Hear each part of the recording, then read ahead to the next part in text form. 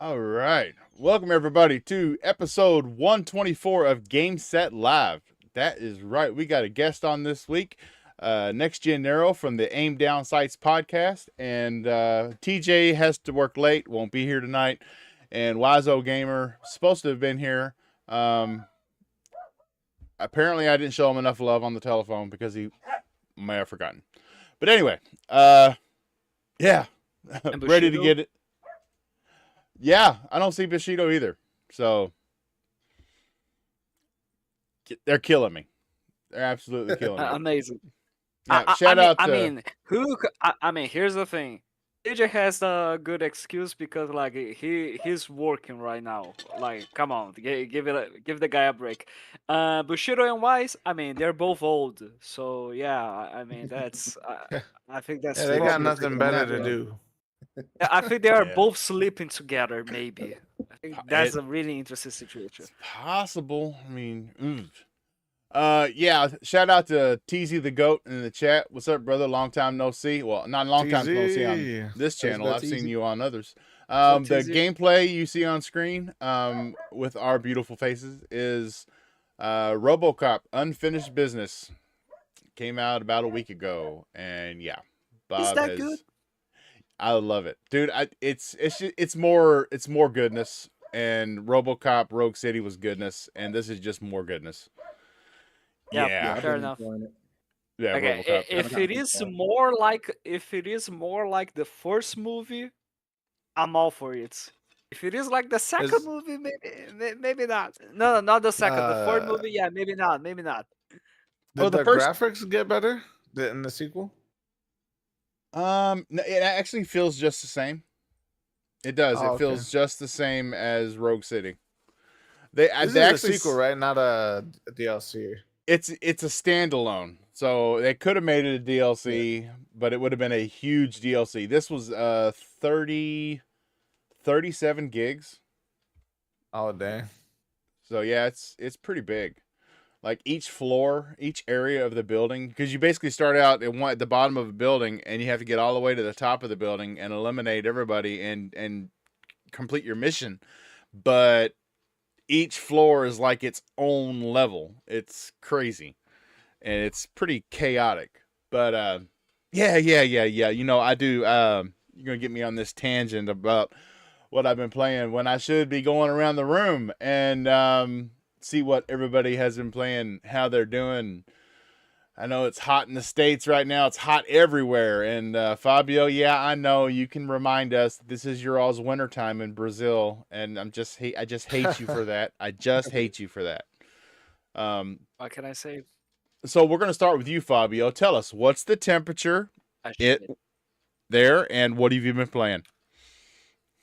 Right now, the temperature checking on my phone is 16 degrees Celsius, which you can just Google it and convert it to Fahrenheit. I'm tired of It's doing that about shit. 40 degrees right now, and yeah, between 40 and 45. I'm jealous.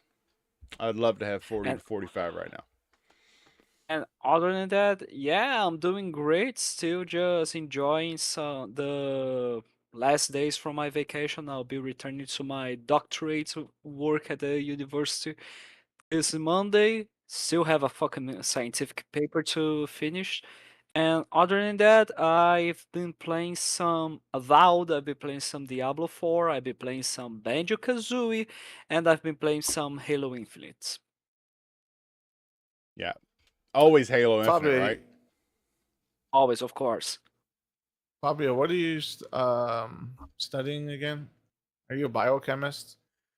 No, I am purely a chemist. I work with Oh, computational chemists, which I basically use quantum theory to simulate stuff at the computer, and then I can analyze electronic properties from the molecular structure, and then disclose some pretty interesting results from some sort of, let's just say, interactions that happen throughout a host, a gas, as well as reactions going on with the molecule. Wow, it wouldn't go over my wife's head because my wife's got a master's in chemistry. And I mean, she is an inorganic chemist. I am a I am a chemist in physical chemistry, actually. Yeah, that's how Got we a met. master's in it and all, but yeah. She got her master's in chemistry when I got my master's in engineering. So, Yep. Yep. yep. I trapped her. That's what I did. Uh, Yep. Smart man. I'm starting to think you decided to go with the caveman method. You went with a club, said ooga No. booga, hit her in the head, and then you pulled her from her hair, and then she married you. I think No, we did it. We did it that's what all happened. right. We were married 6 years before we had children, so can't say that was the reason why we got married. We had 6 years of partying and having fun before we finally said, "Yeah, okay, let's start a family." Like Yeah, that. you know what? I got nothing better to do, so yeah, let's do that. Yeah, let's do that. And next on the screen, our guest, Mr. NextGenNero from the Aim Down Sights podcast. It actually Sir, has. how are you doing? And what have you been playing? And yeah, tell us a little bit about yourself. I'm doing good, man. I've just been chilling, man. Spending time with the family. Getting ready for vacation next month. Going to Myrtle Beach for a couple of days and stuff. And looking forward to that, man. It's been pretty hot here too. It's cooling down right now. It's about 84, 85. Lately, man, I just been jumping around, man, a lot.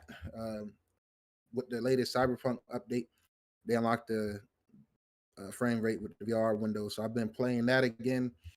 I done did everything it is to do on Xbox, so I picked it up again on PlayStation just to play through it again on the Pro with the high frame rates. Been having a blast with that. Undisputed. I picked that up. Boxing game, man. It recently had a good update. $35. I think it's on sale on both Xbox and PlayStation. A lot of great sales going on right now too. By the way, that game has been fun as hell, man. It's not perfect, but as far as a modern boxing game, man, been having a really good time with that. RoboCop. Unfinished business. I started that. I'm only a couple levels into it, but great game. I love the original. I got the full completion on Xbox, and I got the platinum on PlayStation for the base game. So I've been enjoying this, man. Just been kind of taking my time with it. Besides that, like I said, man, just jumping around, trying to knock out the backlog, play new games. Ready for football season too, for sure.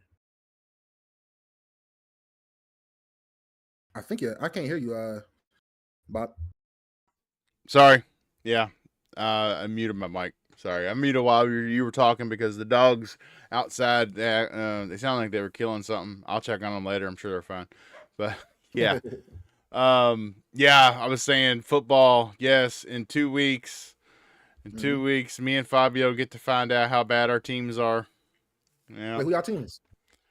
Well, Fabio, believe it or not, is a Brazilian that does not like soccer at all. He likes American football, and he is a Vikings Real fan. man. Yes. Okay. I mean, they got some things to be hopeful about, man. With McCarthy and stuff like that, man. A young quarterback had a little time to sit, learn. That'd be an interesting team to watch. And Bob's a And- Browns fan. Yeah. You're a Browns fan, man. Damn. Yes. I'm a Bills fan, so we turn around our poverty franchise. Hope y'all do the same eventually. I ain't gonna lie, that's definitely gonna be a team I'm watching as well. Like this might be like one of the first seasons where I just don't obsess to just watch just only the Bills games. It's a lot of teams I really want to watch. Like I want to check out the Giants, see how that Jackson Dart quarterback situation go over there. If you ever touch the field, I'm really intrigued to see what's going on with the Browns for real with Shador and Gabriel. Man, that's a good quarterback room y'all got going over there. So yeah, man, we've come to the exception and thankfulness that Watson will never throw a football for Cleveland again because Watson was not the same player. He had too much baggage, and he never worked out. Hated to see his Achilles get torn like that. But it did allow the Browns to move forward because that huge contract they were paying, they had guaranteed him, was ludicrous. I don't know how the GM still has his job, but yeah, they were paying him the money. They were going to play him, and now they can't play him. So we get to see what Shador is about, what Gabriel's about, and I think Kenny Pickett's probably going to be named the starter unless Gabriel or Shador really show out in their preseason games. And you would know the only rookie that Cleveland hadn't signed yet got locked up for assault in Florida. Hmm. Yep. Quinshawn Nice. Judkins from Ohio State. Yep, assault. And you know how that goes. That's I mean, if he's convicted, that's a mandatory 6 weeks he can't play, and Roger Goodell has to talk to him, and he's got to have the commissioners whether or not. Yeah, just I don't know. I hate to see it. It's crazy. I will say though that the assault that he was accused of, they didn't call the police until 3 days after it. So. I don't know. Maybe the charges get dropped. Maybe they were just mad at him and they say, "Yeah, I'm gonna give you." So, anyway, I digress. I can go down that wormhole of the failing Browns for hours and hours. Oh yeah. Yeah. Well, let's see. We got Yuso Vinny.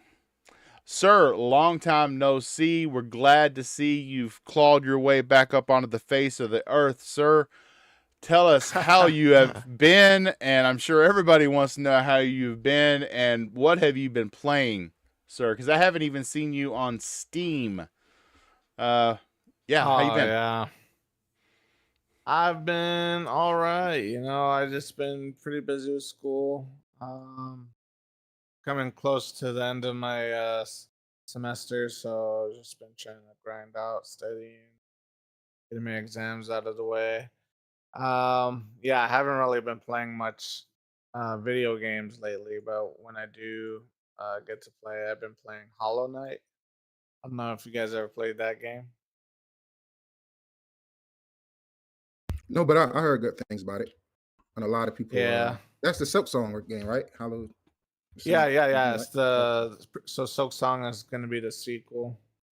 Okay. Yeah, I definitely got to get around to it. That's a really good it's a game. pretty enjoyable game. Just like sit back and like when you got like 30 minutes or an hour here and there, like to turn on. Pretty good, get a little break time type of game. And I've been playing Death Stranding as well, so just trying to finish Great that. game, man. Great game. Yeah. It's one of my all-time favorites, man. Yeah, I love Death this Stranding. I never was able to finish it, so I'm like trying to finish it now. But yeah, What chapter I'm are you just on? trying to if you finish it. remember? I think I'm on chapter 5. See, you're good now, bro. As long as you power through, that's why I didn't beat it until this year as well. Thank God Yeah. the sequel came out, and I was already intrigued enough and made it enough in the first game. But anybody that's playing Death Stranding, if you feel like you can't power through it, just get past the first 3 chapters. Once you get past chapter 3, the pacing of the game picks up a lot. It's more combat. You get more tools, and I can't wait to see what you think about it when you finish it and roll credits, and if you eventually get Death Stranding 2, because I'm not gonna go into spoilers, but 2 really feels like a reward for anybody that powered through the first game. And by that, I mean it fixed every problem with the first game as far as pacing, just some simple quirks that just kind of threw the pacing of the game off. But I digress, man. I just wanted to say, Death Stranding is a great game. It is. It is. I think the first one got a bad name. I mean, it got a bad name for itself because it did feel like before you got into like any real combat or action, it really felt like you were delivering packages for hours, and you were. You were walking for definitely. hours until the game finally picked up, and I think they saw that, and in the second one. The second one gets to the action a lot faster than the first one did, and I've even heard people complain about that they are like, well, it just got action packed too soon. I hate to be that guy, bro. I'm loving it, and I'm not gonna lie. As much as I love Claire Expedition, Death Stranding 2 is my game of the year. I jump around a lot. I'm an ADHD gamer, so that's why I beat a lot of games, because I get halfway and deep into a lot of games, but don't finish them, and then I just come back, swing through. I can knock out 2, 4, 3 games in a week just because I'm at the end of a lot of them that I jump around in. But I will say, Death Stranding 2, I don't know, man. Something about that struggle. I really felt like it was a lot of struggle in Death Stranding 1. Even no matter the difficulty, just plotting, going through those mountains and Yep, stuff like that. it And the later was. back half of the game, it was tough, man. 20 coming up on like close to 30 hours in, about 50% way through the game. I haven't had like really any hard like traversal moments at all. Yep, that's what I've That's why I say I heard. want to see. Yeah, because I'm like I said, I feel like that's a reward for everybody who powered through the first game. They like, yo, if you went through hell and back, hey, here it is. You know, everywhere I go, it's a road, it's a car, it's a generator. I barely have had to walk, and that's why I feel like this game, like in the first Death Stranding, I'm not gonna lie, I only did the main story. I didn't really care about the side things and building the connections any further than I need to go forward in the game. That was mostly due to pacing. I'm Yep. loving this game so much, and it's so simple. It's like, yo, once I finish and roll credits, I'm going back, and I'm probably gonna do every delivery in the game, just because it don't seem like it's gonna be as gruesome and tiresome. It's more weapons, it's more vehicles. The online structure seems like it's just improved. It's a lot of improvements in this game, man. Yeah, it's definitely a step up from the first one. Last on the panel tonight, Wise Old Gamer, sir. How you been doing? Who you been doing? What you been drinking? And what have you been playing? Wise Old Gamer, sir. Earth to Wise, you're muted, sir. I'm muted. What's up, everyone? This is the Wise Old Gamer, the man who brings the fun and dysfunctional. What's up, guys? How are y'all doing today? It's good, Oh, good, doing pretty good. We're doing great, man. Tell us, who you been doing, and what you're drinking, and what you been playing. After 20 years of marriage, the only person I'm doing is myself, and I'm enjoying every minute of it. That's all I got to say. No, that's horrible, bro. That little punk bitch that you just talked about, USO Vinny, I'm studying for my freaking exam.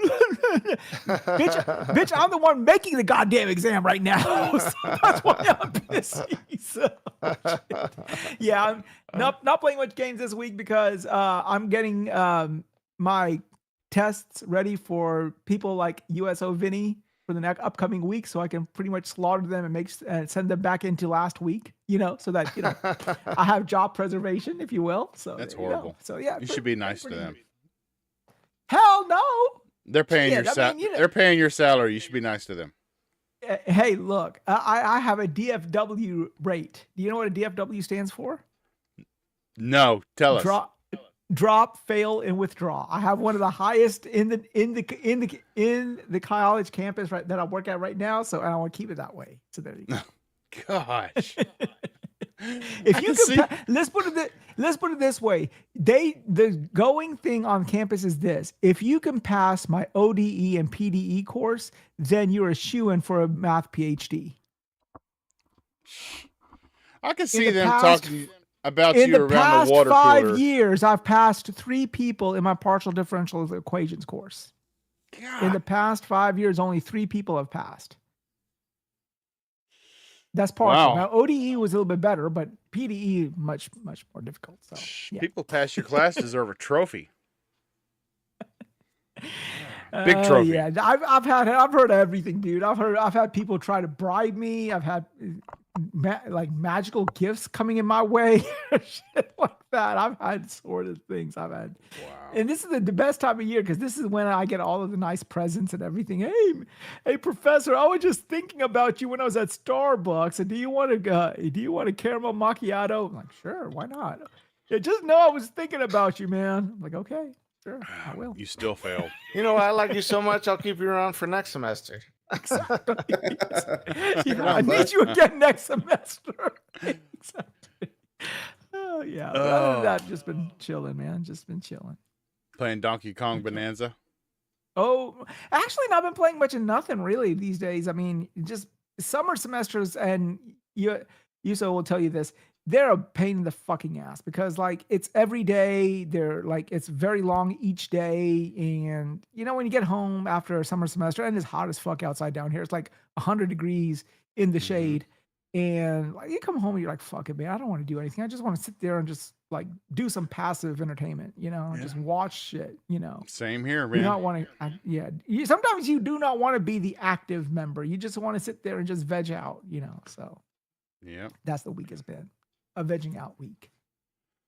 Well, Bob has been playing a lot of early access game called Dread Zone on Steam, and it's been, I mean, these devs are like, there's like a hot fix every 8 hours, which is usually how the whole first week of an early access release on Steam goes. And the only gripe that I have about the game is that, so it tells you on the Steam, on the store page, says it does not support controllers. But when you fire the game up, all of the controls in the menu, they're mapped for a controller. They're mapped for my Xbox Series controller that I bought to use just with my PC.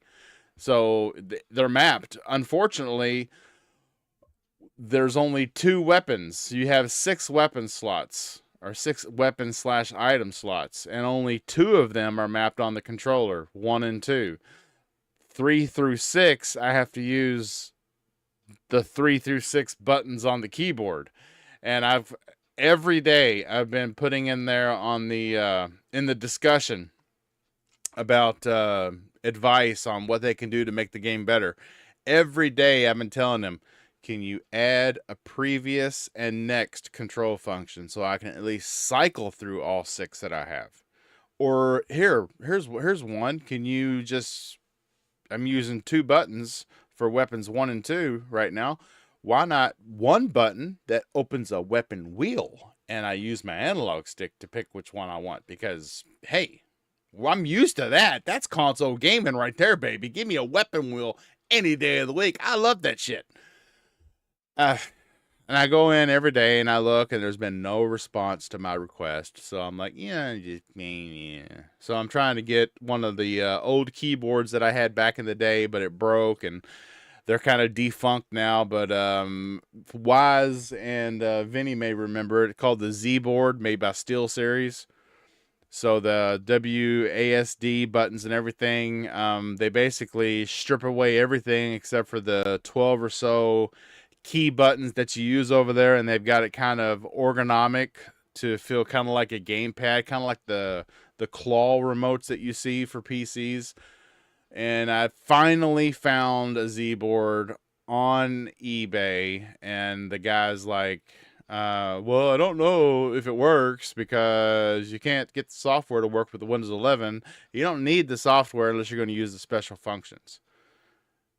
You can plug it up as just a keyboard, and every one of those buttons is mapped as the button that it says it is. Like, I think the forward button for movement, it also has a little W on it. So it's just a replacement for existing keys already on the keyboard. So I don't need drivers. I just want an ergonomic keyboard that I can put in my lap. And yeah, because, you know, it's just it happens when you're a console gamer, and then you're a PC gamer, and then you move to consoles, and then you leave consoles and go back to PC, and now I'm doing both. And I really wish that I hadn't become so dependent on a controller, because consoles have made me very dependent on a controller, and I used to freaking rock with a mouse and keyboard.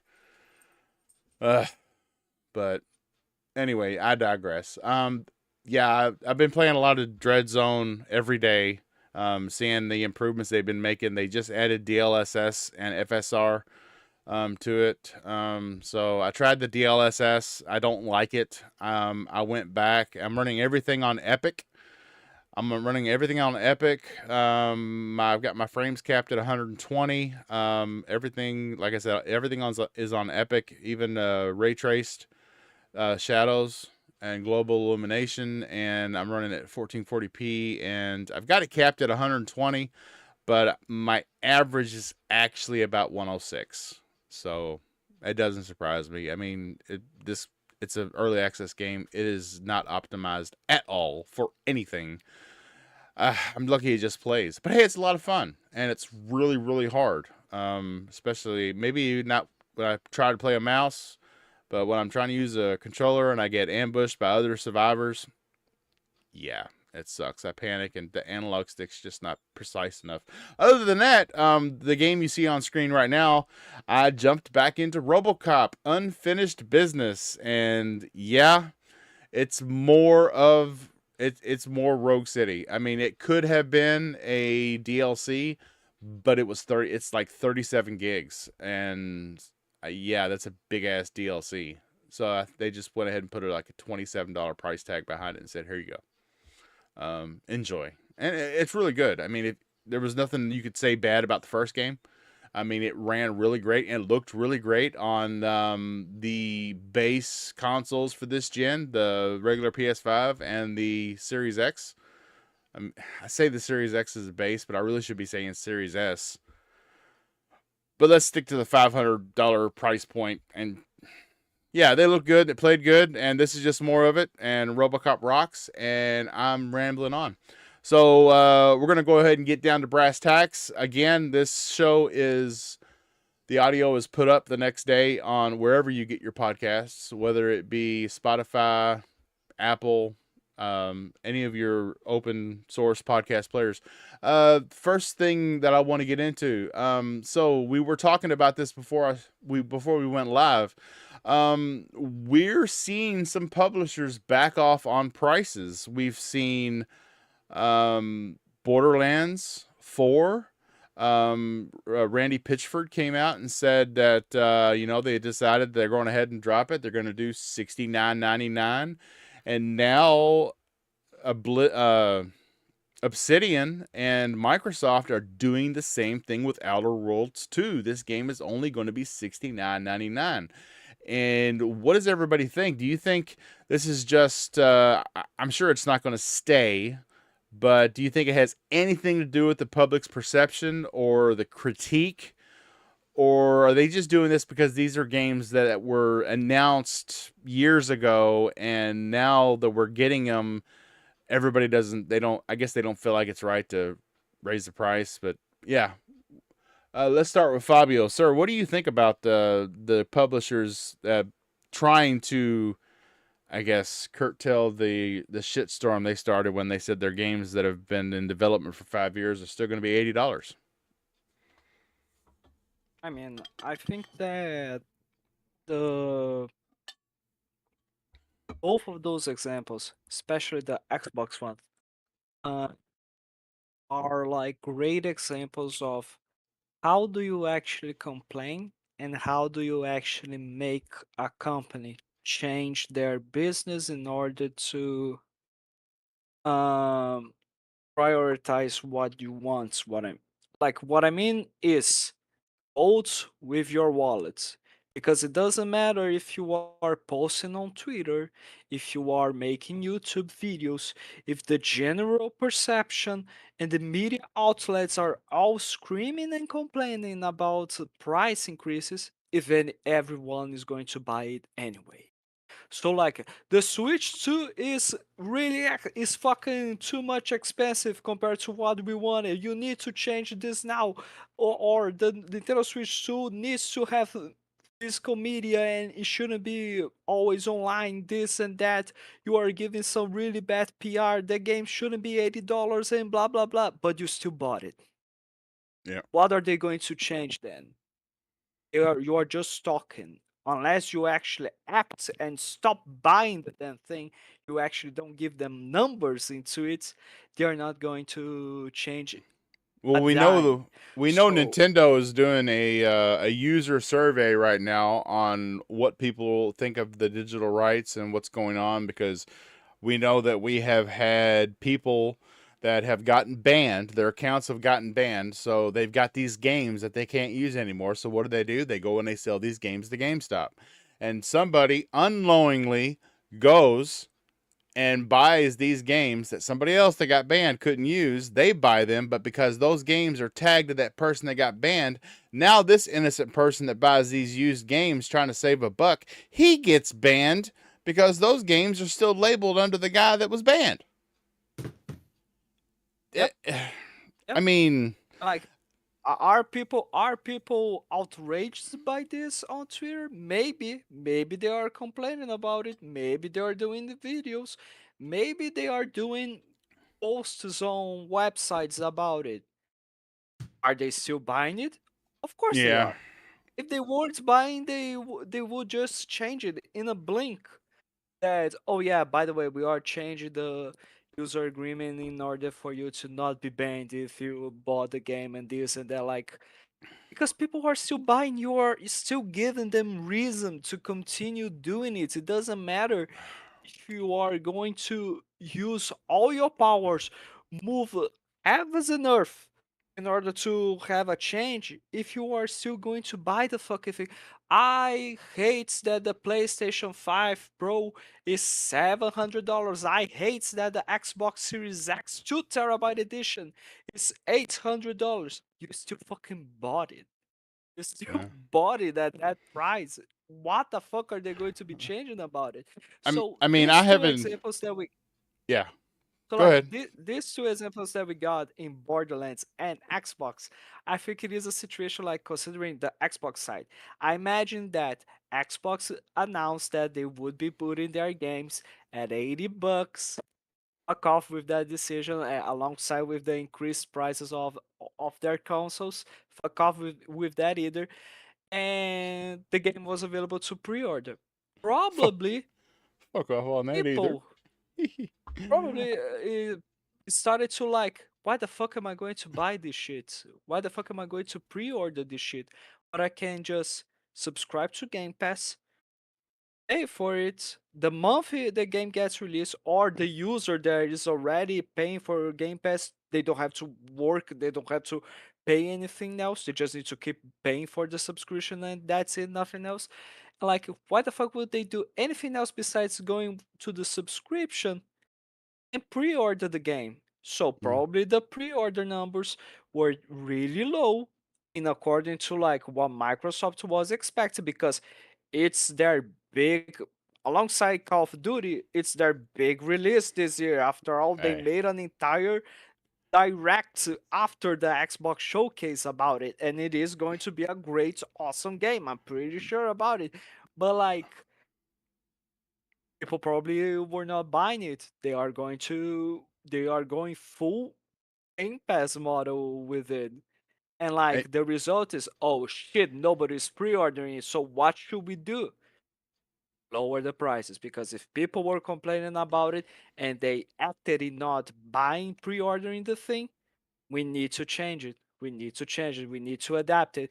Otherwise, if people were actually buying it, why the fuck would they change? Because they have good hearts? yeah, you're right. Nero. Yeah, yeah, man. What do you think? I mean, I almost went down a whole rabbit hole because Fabio, he touched on the Switch too, and I'm actually kind of passionate about that whole. If I pay $500 for a console, you do not have the right to tell me what I do with that console. You can ban me off your network, but you cannot turn my $500 investment into a useless piece To of a brick. plastic. That's like AMD, or that's like Yeah. Asus saying, if you build this computer with our motherboard and you pirate games, we're gonna trash your whole system. I mean, that's I think I think Fabio was cooking. He was absolutely cooking. Made a lot of great points, man. I definitely think that, first of all, congrats on every Xbox fan, myself included, that spoke up and called bullshit on this. Because apparently, I guess it don't matter what community you're in, if you PlayStation, Nintendo, Xbox, even if you're a diehard for that brand, the moment you call out something that you don't agree with, you get attacked, you get labels put on you. People try to make it seem like you're traitors. But this, I was not a fan of this. Um, from the moment it was announced, I was against it. I voiced my opinion. People can call it gloom or doom or whatever, but this is important to why we must voice our opinions. Is things going to always change when we do that? No. But what difference? What's the alternative? Just laying down, taking it, whether you agree with what they're doing or not, whether you love the brand or hate the brand. You gotta use your voice. And I tend to keep that same energy. Even like with the console prices. Like for me, I couldn't like go out in the rooftops and scream the PS5 Pro is overpriced only because I bought my Series X day one for $500, and then I spent $200 on a 1 terabyte. So in Yep. total, I spent $700 on my Series X. So that's kind of Yes. the mindset I looked at it with my PS5 Pro. I'm like, well, I spent $700 on that. At least I'm getting a 2 terabyte, so I look like I done even out, plus all the power and shit to future proof it. As far as Outer Worlds 2, man, I'm happy they fucking woke up, smelled the coffee, and read the room. I love Xbox. Like I said, my favorite game from them this generation is Starfield. It was my game of the generation. Even though we've been getting some heavy hitters coming lately these last couple of years, and especially this year alone. Outer Worlds 2 is not it wasn't an $80 game, man. And honestly, respectfully, it should be priced around 50. They still Yeah. care about Game Pass. That's their main thing where they're looking the most for growth, but game sales still matter. You understand what I'm saying? yeah. So when they looking, they probably expect low pre-orders from Xbox, right? We have Game Pass. Even PC, they have PC Game Pass, right? You can play the game there.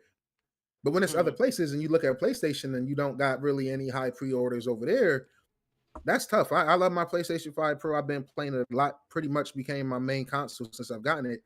And every time I scroll through the store and look at the upcoming games that's worth pre-ordering, that is literally the only game that's standing us out at $80. I know Nintendo has done it, but speaking between PlayStation and Xbox, when you scroll through them stores and you see something like a Ghost of Yotai or a Borderlands that they said that's going to be 70, they walked that price back down, even though it was never officially announced at 80.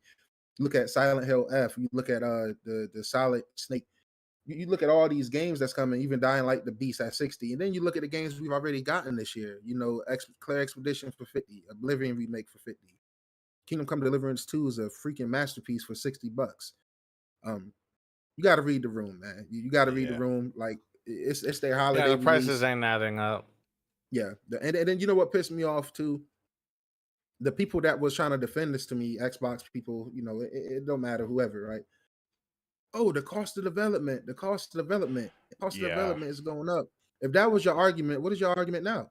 Because did the cost of the development magically go back down? Did it magically decrease for them to drop it back to $70? No, them reversing this move shows that it was nothing but greed. Yeah. It was nothing but greed, because if it wasn't greed and it was something they really needed to do, they would not have reversed it. Now, I give them their credit and kudos, like I said, for reading the room as a consumer. I appreciate you reversing that, because let's be frank, man. I love, like, my favorite games from Xbox this gen is Indiana Jones, Starfield, Forza Motorsport. Dude, you guys have barely put out games that's worth $70. Let's be honest. It's easy to give a lot of leeway to games when you're not paying full price from day one, like us Xbox fans tend to do. Shout out Game Pass. So you have a leeway. But a lot of these games, not just from them, from all around the realm, like these games haven't been worth 70, 60. And then you want to jump up to 80. It's like, come on now. Like Nintendo, they do it right and they can get away with it because, let's be honest, they games fucking sell. People are gonna buy their games no matter what, whether you agree with the price. Their games sell. PlayStation and Xbox, your games sell to a certain degree. It's a limit. No matter how big your install base is, you hear Xbox running around saying they got 200 million active users from once they factor in TVs and cloud streaming. You got the PlayStation guys screaming from the rooftops that how many consoles are sold from PlayStation creeping up on 100 million, and you got PC people saying that they're the biggest gaming market in general, which is true. But you guys aren't the needle movers, especially not consistently. Sometimes games perform really well on PC. Sometimes people don't really pay them no mind, and they wait for sales. Sometimes a game chart and sell really well on PlayStation. Other times they don't. Look at Astrobot. That's a game that's selling well over time, not overnight. So, even with Xbox, I think Xbox still got games that sell well. A lot of people pay that little pre-order fee to play Starfield early. That counts. That counts as sales because you bought the DLC and now you really tied into buying the game. So even if you ever leave Game Pass, you're just gonna leave that DLC that you got sitting there that you own. Well, you're gonna end up buying the game. So actually, if you get the I think I forgot what the there is. You do if you do the premium upgrade to a game, which I think gives you the premium version at half the price through Game Pass, at one point you do actually own that game. You could drop Game Pass a few months later and you would own that game. They don't take that they don't take that and that premium content away from you. So, but The premium content, no, they don't. But you still need the base game. You Yeah. still need to buy the. So like really? you cannot. Yeah. So I Yes, got you this. cannot. You Yeah. cannot expect to just buy the premium upgrade, which just gives you the premium additions and not the base game.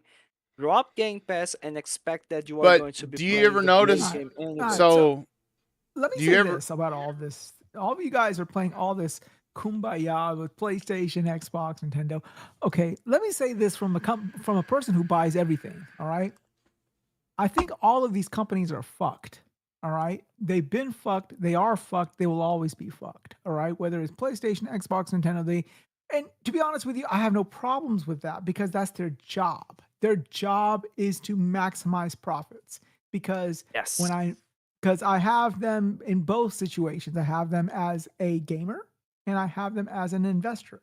The gamer in me wants it, and they are polar opposites of one another. The gamer in me wants, lower price games, more time to develop all this stuff. And the investor in me says, fuck that. Maximize the bottom line. That's what it is. So when people say, you complain about all these companies doing all this shit, it doesn't matter. Okay? It doesn't matter. No matter what you buy, when you're buying something, the company's sort of runs it anyways, like in the sense that like these are all digital content. You can't really own something that's digital per se unless you physically own it on a disc or something. But even then, like these days and times, these companies have sort of put stuff in place that these games, even the ones that are found on their discs or on their cartridges, are almost seemingly unplayable with all the patches that are coming in it. So like even if you have a physical game, what the fuck do you really have? So at the end of the day, we're all susceptible or all beholden to these motherfuckers anyways. So yeah, I buy all three. I don't like any of their practices. I think they're fucking scummy. I do like the peace offerings that they all on occasion throw me from time to time as a gamer, but I know what it is. Like even with Game Pass, okay, like when Game Pass was ushered in and everything, it wasn't the fact that Microsoft made Game Pass because they were really happy with me and really wanted to be my swell friend. No, they wanted me to be locked into a fucking subscription service. They're making anywhere from $4 to $6 billion a year off of that service. So yeah. Okay, so yeah, he's not doing that because I'm just some swell guy. They're not. Phil Spencer ain't knocking down my door and saying, "Hey, hey Wise, you're a really righteous guy. You're the bee's knees. Here you go." And let's be honest, the reason why they want more prices for these games is because they have stopped holding their development studios accountable on as far as getting things done on time. We have like Perfect Dark, prime example. Game has been in development for 5-6 years. Come to find out, the little gameplay that we did see was completely fake. Nope. Completely fake. I will say I agree with. No, it was a real game if you played it exactly the way the motherfucker who played it on the street. No. It's just because the developer, a former developer from the initiative after the studio got shut down, he said that part of it was actual game assets of what it was going to be. Yeah, but he said that the game would only work if you played it exactly in that way. Right. Did you not But still, either way, we'll never get to play this shit. Yeah, it's just are any of y'all old enough to remember those choose your own adventure novels and shit? Exactly. Yes. It's like that one section where you get that it goes to that number, like go to passage 40. You knew passage 40 was the one where you got your ass killed, so you sort of went over that. So it was the same situation, I mean, one thing that I totally agree with what we are saying here is basically that yes, it is greed. it is a lot of greed that is going on with all of these companies. But I do have to I'm sorry, Nero, but like I do have to agree with the comments that people are also making about development costs is going high. But that's not a but I do agree that that's not like the reason of why they are raising their prices. No, but anyways, Yeah. the development cost is going high. Why I is agree. My higher and only higher? thing Why? is, Because what this do they have to motherfucker show don't know how for it? to manage. This Exactly. motherfucker don't know how to manage resources. I have Exactly. no clue what sort Yeah. of black magic does Listen. Nintendo make in order to make simple games that don't cost a lot to develop and still make ton shits of money Right. because they are good. I'm And it's just like all the proof of games that have lower budgets is really shining this year. The split fictions, the Claire Expeditions. It's like I definitely agree. You know, the price of development is going up. Everything is going up. But at some point, it's like as consumers, we can't justify us getting the yeah. short end of the stick based on their mismanagement. Just because you guys Yes, dump hundreds of exactly. millions into a studio with nothing to show for it but chopped up Yeah. gameplay and set secret pieces 7, 8 years in, don't mean we should have to make up for that because you threw money down the drain. Now we got to pay an extra 10. I mean, even with the publisher, if it's Yeah, not the studio themselves, because I honestly believe Obsidian to have this game at $50 or $60 if it was up to them. We know it's not up like to them. Their whole game is about making fun of greedy corporations. You know what I'm it's like saying? yeah.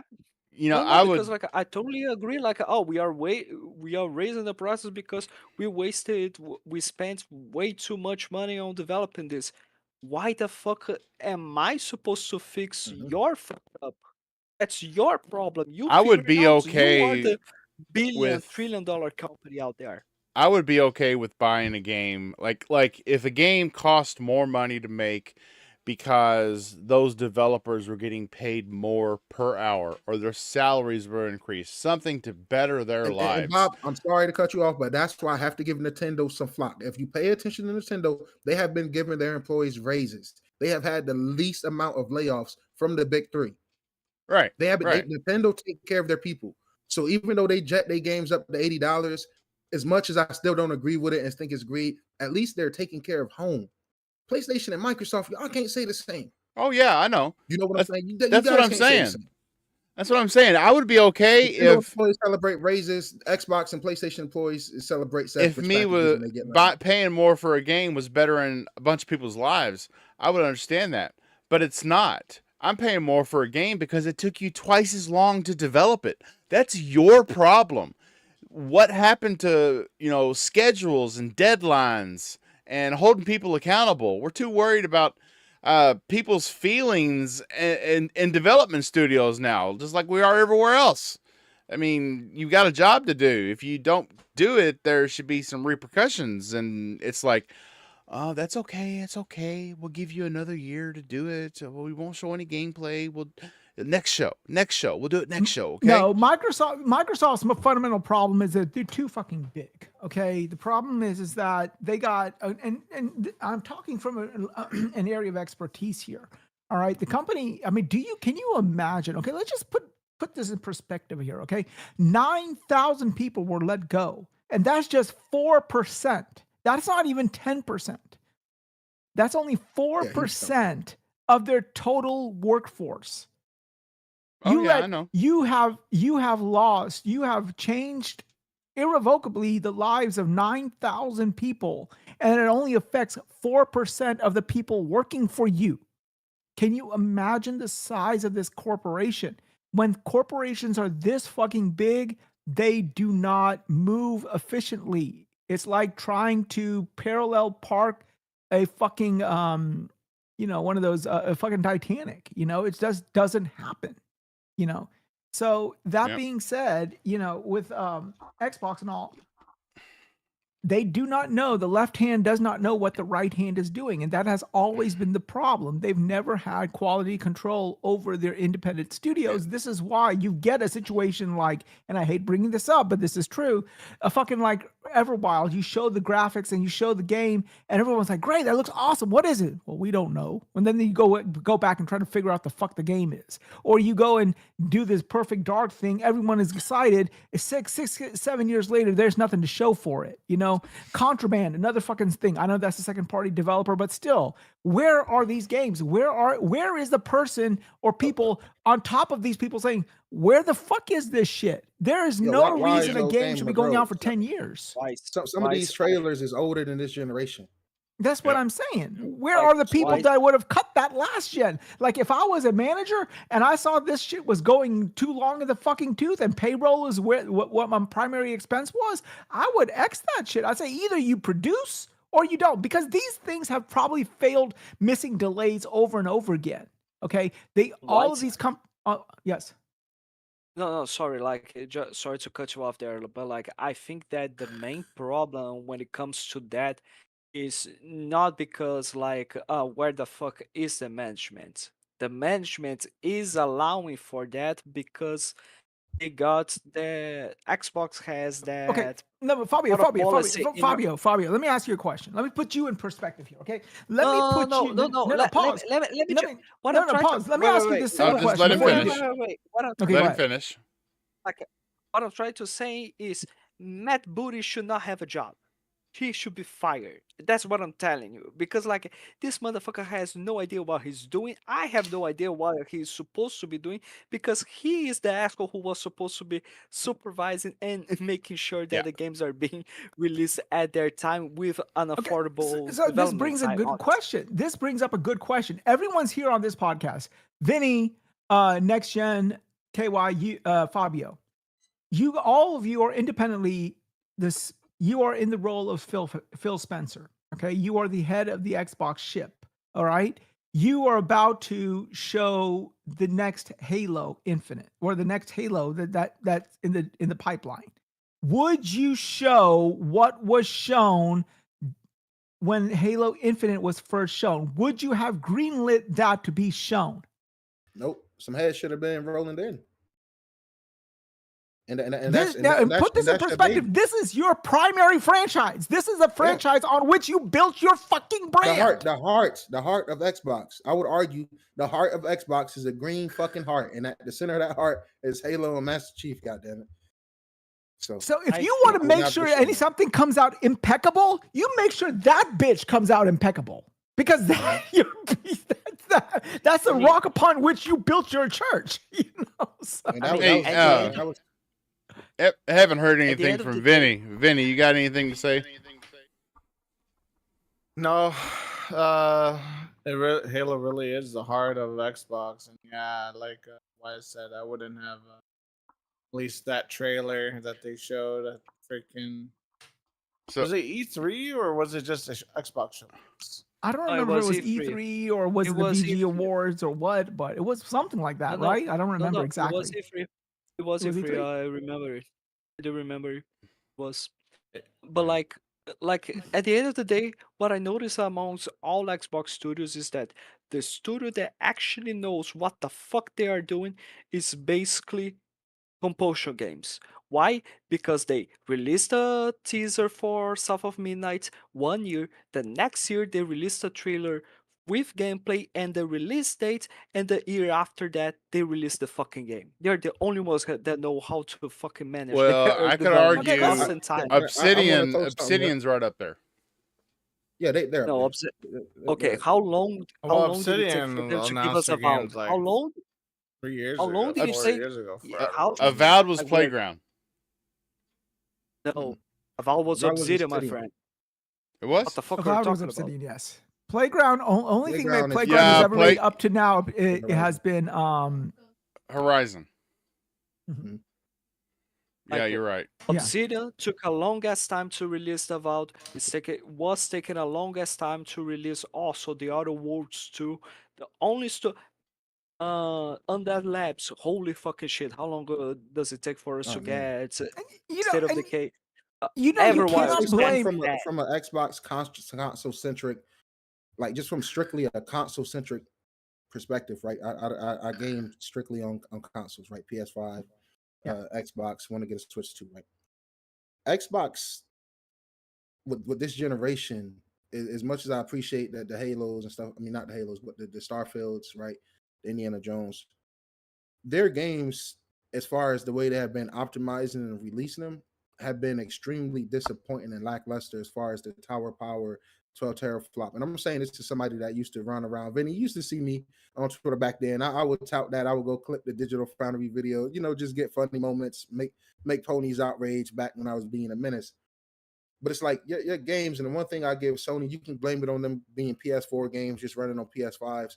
Sony games, even on the base PS5s, long before the PS5 Pro came out, they have always been technical marvels and impressive. Despite, you got Spider-Man 2 with the spider cubes and bugs and stuff like that. But on the grand scheme of things, when you think about Returnal, when you think about Ragnarok, when you think about those sequels, Spider-Man 2, Horizon, the Demon Souls remakes, yes, they're remakes and remasters and stuff like that. But on the technical side, they have been impressive. It's not one Sony first-party game that locked you to only 30 FPS once. But You can even argue, more than you can that, argue none of those games are the size of a Starfield. But even Can't more argue than that. that, what they do is they not only announce a game, they show you the game, but then they also do a whole lot of other stuff that builds hype for the game. So even if you weren't really looking forward to it before, you get through their whole PR campaign, you get like anticipated for it, right? Like, I'll give you a case in point example. Yotai never was down. I mean, Tsushima was huge because Tsushima was the first time I looked at a game that ever looked like that. So I had to play Tsushima, right? But Yotai was more of the same. And I'm like, okay, yeah, whatever. But now I'm pretty excited because of their whole thing. So whatever Sony does, they're doing something that brings hype to the game. And the problem with Xbox is it's the game is a cog for the Game Pass machine. It's like, okay, it's a good game, but it is there to exalt the beauty of Game Pass. And I don't think that is the right way of doing things. You should extol the virtues of your game as opposed to the service on which you put said game. Well, they do pick every showcase that Xbox does. They do have a dev direct where you get a good long amount of detail, both in studio, on camera, in gameplay, in dev. Details. But where's the about hype games. train? Like, where's the hype train? Like, for example, I remember like with Spider-Man 2, PlayStation pretty much plastered Times Square with Spider-Man 2 when it came out. City buses, trains, all type of shit. Yeah, where this is is what that? I agree. I'm sorry, I don't mean to cut you off because it's frustrating because you think about the sports that take place in America. Why isn't Game Pass codes just randomly being given away during the Super Bowl, during NFL Sundays? You have WWE touring around the states. Why not try to get? It's literally logos in the ring. Why not try to get a logo in the ring or something like that? I'm sure it's ways that you can work this out because at the end of the day, a lot of them companies depend on you. Microsoft, you're bigger than just Xbox. They need you for these tablets.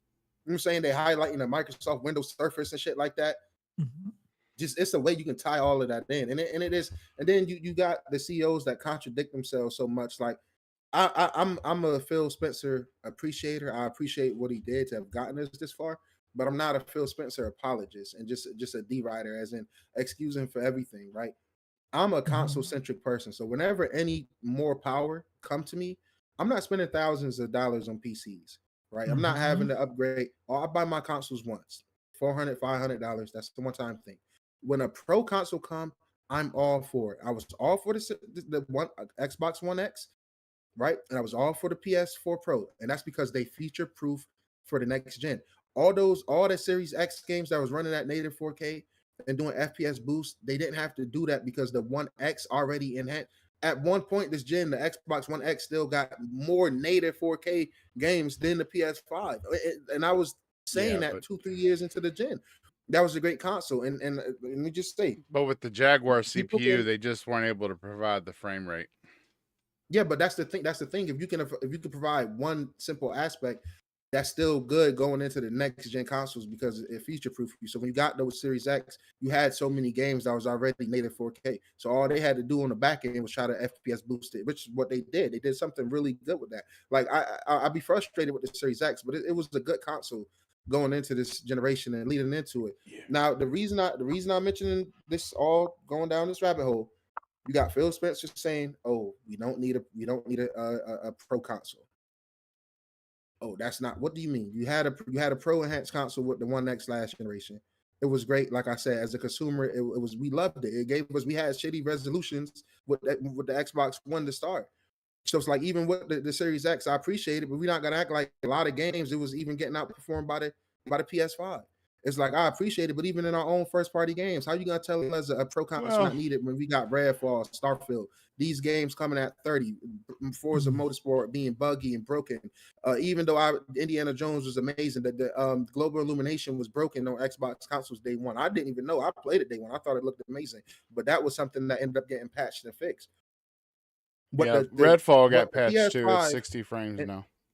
if you're a console, yeah, and I enjoyed it. I went back. I waited. I made myself wait. I went back and I enjoyed it at 60 Yeah. afterwards. The only thing I didn't the only thing I didn't like about Redfall was the most mundane thing you can think of, and they never fixed it, is when you picked up a piece of paper and you read it, it didn't disappear. When you came back through the next day, it was still there on the fucking bench, and you picked it up again, and then you had to go, damn it, I already read this. Make that shit go, and they still never fix that. Yeah. Look, guys, I'm gonna end this point quick because I don't want to like drag it too much, right? But the only reason I bring this up is because from a console perspective, right, the PlayStation 5 is future proofing for the PS6 30 times better than what the Xbox is, right? The Xbox have a better VRR window and capabilities than the PS5. How come damn near zero of the Xbox Series X first party games allow you to uncap the frame rate? All the Sony first party games let you uncap the frame rate with a VR, whether it's and this is on the base PS5 too, right? Fuck it. That's why the Pro is impressive because first of all those games got room to be taken advantage of.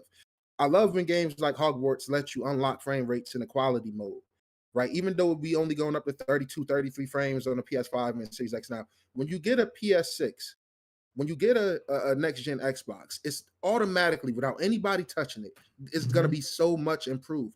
Spider-Man 2 right now can run the fidelity mode and performance mode unlock. When you get a PS6, it's gonna lock it at 120. The Days Gone remastered right now on the Pro has a 5K quality mode, some shit like that, 6K. I don't give a damn about it, right? But the point is, you can unlock that frame rate. When you get a PS6, boom, you get the off rip unlock that frame rate. It's like GT7 have a 120 mode. Forza Motorsport don't. So from a technology aspect, it leaves a lot to be desired. Even if Starfield can't go up tremendously with being able to unlock the frame rate on the Series X, why not allow me to do that? Because what it do is future proof my entire library, especially first party games, when the next Xbox get here. Shout out to BMG, the Bald Man Gamer, in the chat. Glad he could spend some time with us before he goes to work. He's asking, where are the chickens? Sir, the chickens are outside in the coop where they fucking belong, and not in my lap in front of on camera again. Ugh. I mean, I don't know where the chickens are, but the hens have come home to roost. I mean, Yeah. I mean, let me point out the fact that you decided to pick up the chicken, put it on your lap. No, go my into the wife camera, brought me and the chicken because she You heard. asked for it. Oh You God. asked for it. I remember you saying, "Bring me a chicken." No, And he then said he she didn't say that. He said, "Bring me a cock." His wife just yeah. brought him a chicken instead. Shut. Okay, so Probably. So we're gonna- fellas, real quick. Yeah. I gotta head out, but it was a pleasure being with y'all tonight. Yes, sir. hey, we really enjoyed having you, Vinny. We're glad you're still around, bro. Don't be a stranger. Good to see that you are not Yeah, dead. I'll be here next week. So, are you going to be up all night studying? I'll try not to. Try to get some relaxation. Have a good one. Good luck. All right, man. Okay, so with the exit of Vinny, we're going to move on to our next topic. So we all know Ori, right? Ori is made by Moon Studios. No, just kidding. Yes, Ori, Will o' the Wisp, and their next game.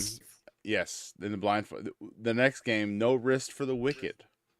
The developer has seemingly made some comments here lately that gives the impression that they're skipping Xbox. Now correct me if I'm wrong, but their other two games, Ori, Will o' the Wisp, and Ori and the Blind Forest, they're still only playable on Xbox, right?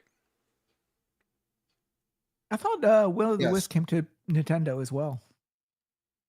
I don't think so. I think it's still only on Xbox, both of them. I might be wrong about that though. So I'm I don't know, assuming that Xbox and Moon Studios has a relationship. I mean, because shoot, I think both of those games didn't one of those games win Game of the Year one year, and the other year the Blind Forest was a nominee. Mhm. No, none They of were those very games successful. won Game of the Year, I thought Will of the They still Wisp. were. but they were very successful. Yeah, well, maybe it was the other award, the Spike Award, or not the Probably. actual Jeff Keighley Award, but the one that comes after that. But yeah, so it has come out because they said that that they're Yeah, right now. Will of the Wisp is also on Nintendo, but it's not on PlayStation. Okay, well, their new game, No Rest for the Wicked. They've recently made some posts and in some interviews, leading everyone to believe that the PlayStation is what they're prioritizing. And it has recently come out that this studio, Moon Studios, is in dire financial distress. We're talking about this studio is failing to make payroll and keep the lights on. They are going. Basically, it's one of those things where we're gonna go to the person who's got so many consoles out there. It's the possibility for our biggest bang for our buck because we need it to survive. And he made the studio lead made the comment that whether or not it comes onto the Xbox, that'll be a discussion we have to have with Xbox, which has led a lot of people to believe that they're looking for that bag of money that a developer gets when they put their game on Game Pass, which would save the studio. What do we think? I mean, I don't know why the studio would be hurt right now. I mean, Ori was a great franchise, and wow. Ori, okay, but it's not a constant revenue generator like an online game. So if they're making revenue, it's probably pennies on the dollar. Their payroll probably for what they have to do is pretty much it's always going to be high, and especially for these IT firms, payroll is their primary expense. Therefore, it has probably been whittling away, and all the reserves are all pretty much spoken for. The ones that they gained from Will of the Wisp and the sequel to that game. So, them coming out and saying, "Hey, we're going to prioritize on PlayStation." Well, people's making this into a console war situation. This is not a console war situation. This is financial sense. Okay. Yes, They this can, is a studio in trouble. yeah, this is a studio in trouble, so they got to put their eggs in one basket. It's basically they only got $50 left. They're going to the roulette table. They're going to bet on one number, and they're going to put their money all on one number and hope for the best. That is the situation right now. All right. So that is what they're hoping for. And you know what? They are totally correct in what they're doing. The Nintendo, they're between consoles, so it's bringing it out on one console over the other is no point right now. PlayStation, they are the dominant platform of choice right now. Make it on that one. If it sees success, hopefully Xbox will be willing to sort of delay the inevitable by giving you a Game Pass thing for the game as well. Yeah. So, and then of so course maybe using that money to bringing that to Nintendo. a big shout out to Thimber in the chat. Thimber, everybody on the show knows it, but Nero, Thimber is our only non-show moderator. He's a non-panelist. He has never come on the show, and he's our only moderator. And he's also what we've come to call our resident fact checker. So if we run over anything and it winds up pretty nasty, he always corrects me in the chat. And he's put in there that Microsoft actually has cut ties with Moon Studio. Yes. I don't know what brought that on, but yeah, Microsoft been cutting ties with their own studios. That's what brought it on. Let me rip the band-aid off that. Look. No. No, like all that people are can assume is that Microsoft ties with Moon Studios because the CEO of Moon Studios, the guy who was doing the posts on Discord, this and that, he created a really toxic environment at Moon Studios, which is mostly caused by him. That's what has been reported. That's what people are then Was he concluding. chasing the poo nanny Because of again? because of being Xbox cutting ties with the studio, people are now assuming that the guy got really pissed off to the point where he decided to make posts saying, "Go buy Ori and the Blind Forest on the and the Will of the Wisps on the Nintendo Switch. Why don't I show the Xbox link as well? Because you are not gonna buy it. It's going to be available on Game Pass and this and that." And then out of nowhere, yeah, he's asking for people to positive review bomb his game on Steam, saying that if people don't do this, the studio is going to be shut down. And now he's saying that, you know what, fuck Xbox, we want to try to get that Game Pass back. Is that game out actually? Is it out yet or no? It is on Steam, I It's early think. Yes, access on it's Steam. in early I've access on been Steam. Yes. I've been following that game for a while, right? I don't Mhm. have Is access to that Steam, good? so I haven't. It, I haven't. It's been rocky throughout the Steam, but it does has a community. The community team seems to give critiqueful feedback, and they have been upgrading and improving things along the way. Like Right. the reason they got negative review bombed in the first place, they went back and like fixed and improved. So I guess he was trying to like, yo, can y'all go fix that? Still kind of not classy in my opinion. You shouldn't be doing that, and you do kind of talk too much. But I will say this, right? Um, if you can't get a deal done for Game Pass, maybe devs feel like it is no point of putting their games on Xbox. I don't I'm not necessarily saying I agree with that, but I can kind of see somewhat where some devs is coming from. You got to port them over, pay that, and then Microsoft still gets some off the top if you do sell low. They might say, well, we might as well just put our resources and focus on because they said it's still coming to Xbox. That's important.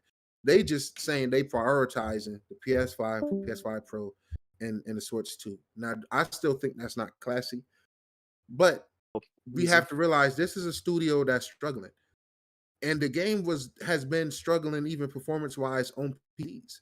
This is why they got negative reviews in the first place to have to fix and tweak things. Like I said, I've been following this game and I am excited for it when it comes to console. I have it wish list on both of my consoles. I'm gonna get it wherever it's at first, which is seemingly to be the PS5, and I'm fine with that. But maybe some of these devs really are struggling on to put their games, on something like a Series S, or maybe they are struggling all around, and it's like maybe it's not worth the hassle. It's like I said, if you don't,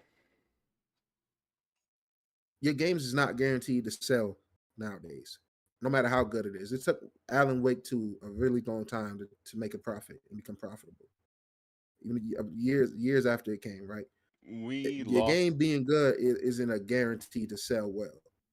So it's like if you're not getting a guarantee thing up top from the platform that got a lot of question marks around it at the moment. Let's be honest, it do.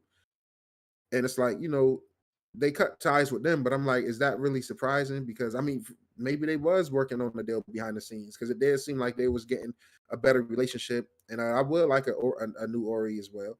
I think a lot of people would, but it's a lot of turbulence going on in that studio. So I'm Yeah, not surprised. Like I said, I wouldn't Thimber necessarily Thimber put in make it the a console chat thing. there. Thimber saw it in an article that people in that studio have said that Moon Studios' no bullshit policy gave the founders of that studio a license to bully and demean employees. Yep. That's a Crazy. toxic environment that I'm talking about. But I mean, it's such a You learn something because this is not information I knew about as far as that right there. So I'll be humble and say, wow, I didn't know about that aspect as far as the toxicity and the bullying. That's seem like they kind of got getting what's coming to them, man. They better hope they turn around with the game. Wiseau Gamer said the lights went out. When they come back on, I'll hop back on. Ah, shit. But Okay, fair you know, enough. it's a slippery slope because right now we're seeing. So you got like publishers like you got Microsoft, Xbox, that are so lax with developers that they let games sit in development for like 5 years, when we were getting a Gears game and a Halo game every 2 And it's years. twice a day. Yeah. Yep. And we were like getting 2 games from a franchise in a generation. And now we're going almost a whole generation to get 1 game. You've got that level of lax on developers as far as milestones and deadlines go. And then you've got the hard nosed, no bullshit policies like with Moon Studios. It's like one extreme to the other. I mean, I've never seen a better time to use the phrase, can we just get along? Can we find a happy medium, hold people accountable, but don't make them feel like shit while you're doing it. Yeah. It's just ugh. And that's why, and at the end of the day, to hop back to the prior topic, that's why we're paying $80 for games, and that's why games are costing over $500 million to develop, because it's taking twice as long to develop these fucking games because nobody wants to do their job on a timely manner. Okay, it comes And to a situation where it comes to a situation that throughout the Xbox 360 era, we've been listening, and PS3 era, we've been listening so much the thing about you need to stop telling the developers what to do, you need to stop constraining time to them, you need to let the developers do their thing with all the time they need, this and that.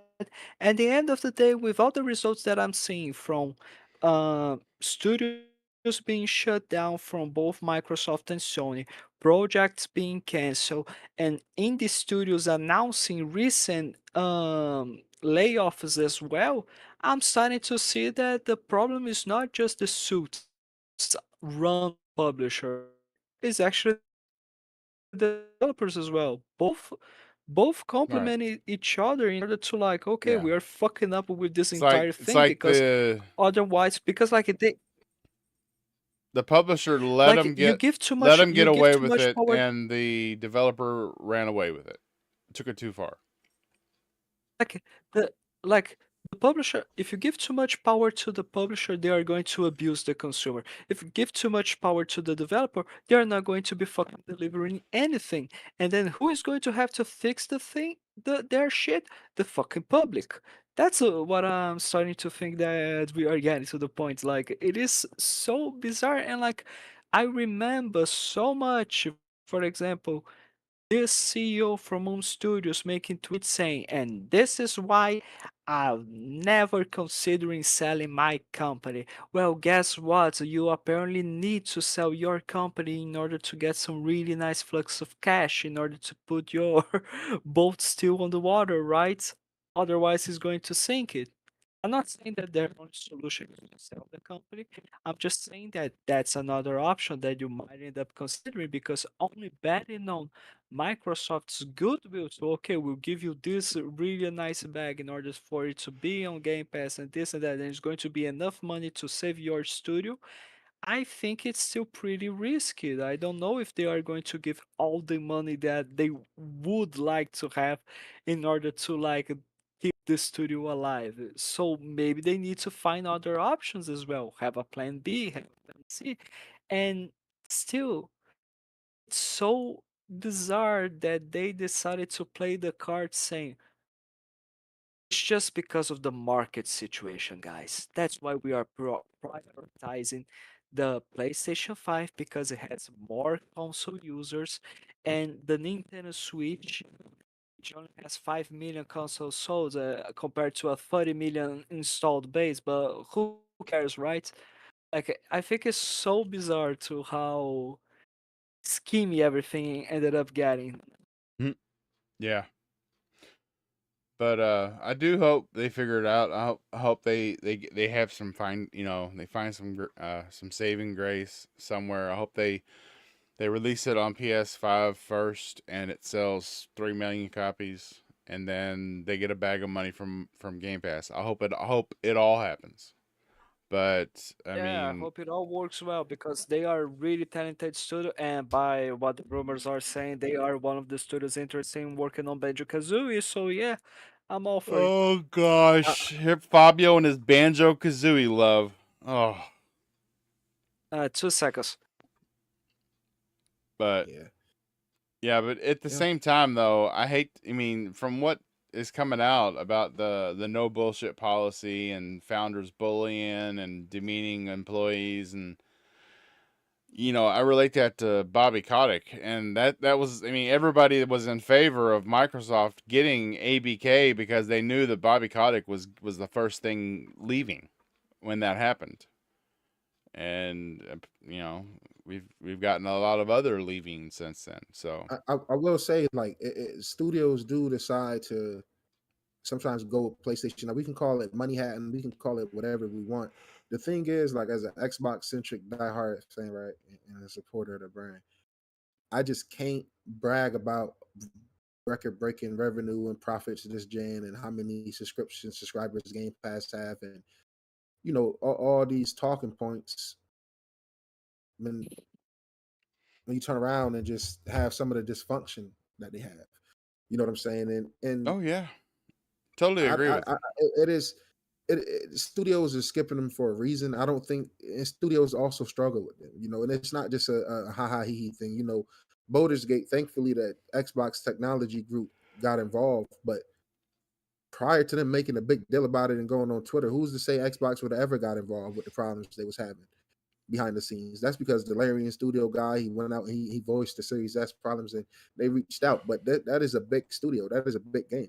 Not all these smaller guys have the resources and stuff like that to get that hands on. Like I said, I just feel like wherever there's smoke, there's fire. It's been a lot of situations like that. And then it's like when you talk about you got the backing of $1 trillion company, you can go out and buy Activision and buy Bethesda and stuff like that, right?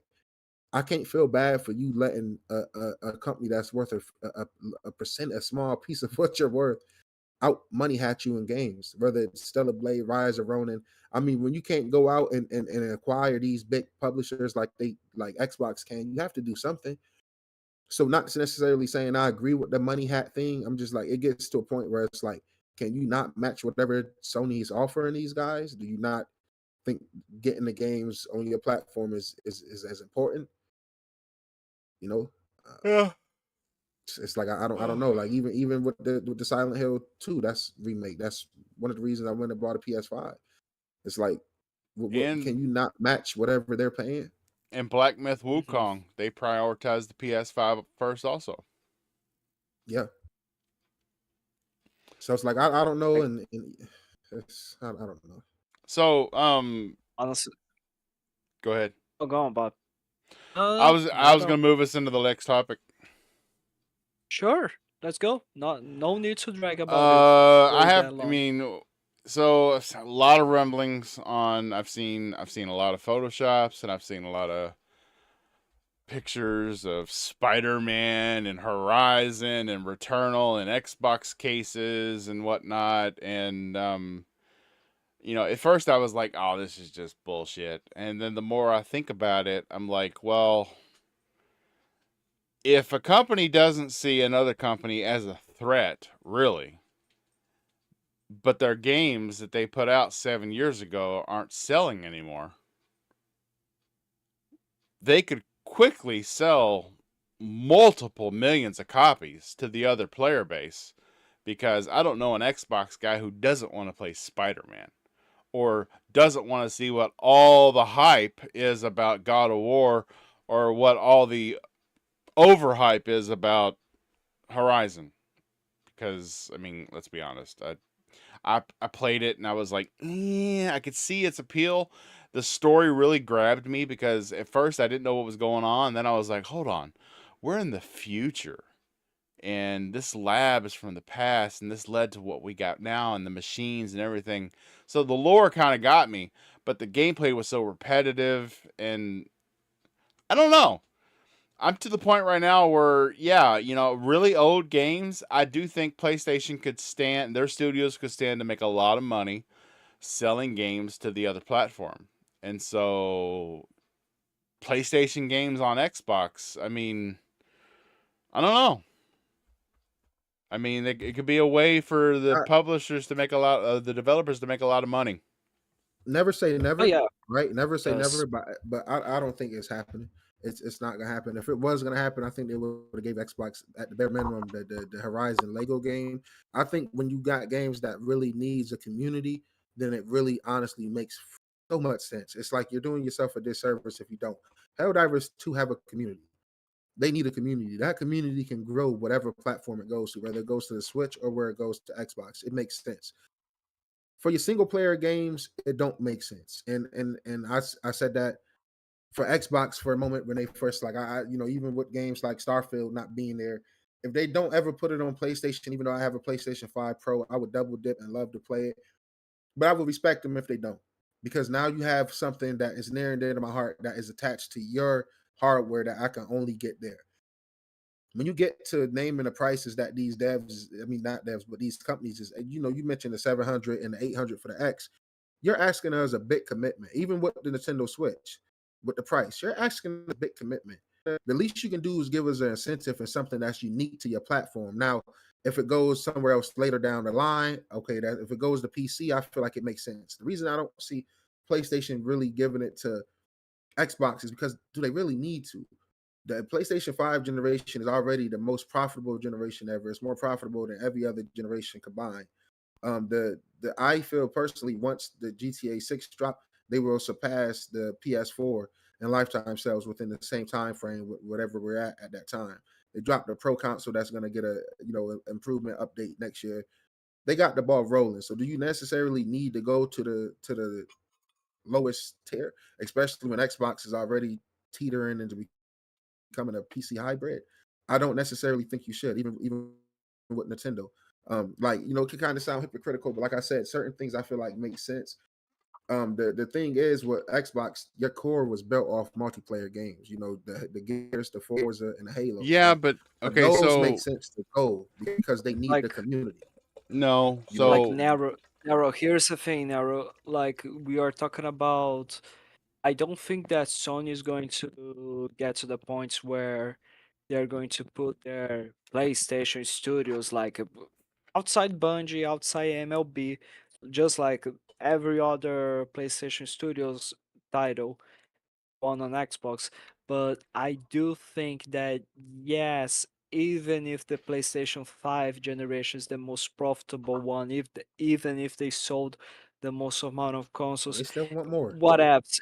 It's exactly well, because the okay, so bar always has to keep going Yeah, up. That's that's the thing. They sold and I will 70 say million. this. That still doesn't beat the 100 I million do. from the PlayStation 4 era. It's stagnated. So what are they going to be doing? Are they going to still have their single player games that were released 10 years ago collecting dust and not selling as much as right now? Or would they just use their own studio as Nix's to just make a simple port and make it available for 70 to so $80 day one on Xbox? People are going to buy it. I'm I'm gonna pretty sure hit. because why? Because people are going to start bragging about it, just like PlayStation did with Xbox games going there. Otherwise, like if that wasn't the case, how the fuck did Forza Horizon 5 became the most sold game on the PlayStation? I'm Yeah, that gonna was hit gonna be my everybody next point. with a great big reality brick, okay? Because I mean, I got a heavy engineering background, and Oh, you so don't. we I know we know the numbers. We know how many cons because Sony is very open about how many consoles they sell, as opposed to Xbox being open to how many consoles they sell or Because how within the many. same time frame on the site I'm looking at, the PlayStation 4 within the same time frame year wise is at 74 million, 74.8 million. Right, The PlayStation 5 is at 72.9 million. So right, this is but a generation that okay. So here's didn't have here's a GTA and shit like that yet. here's the reality brick that's going to hit you, Nero. From an engineering background, I can tell you that money and profits off of hardware sales do not fund software. They go into R&D for next hardware.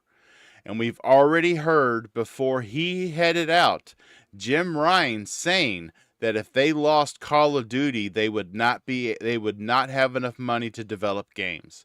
And they're already telling us that they're only going to have one tentpole game a year. These developers need money because money for future developed software comes from software sales.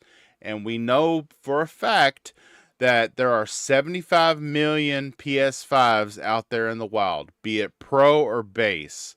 And your exclusive titles aren't even breaking the $5 million mark or the 5 million copy mark. These developers need money to continue to develop games. There's going to be when you have old games, they're going to dry up.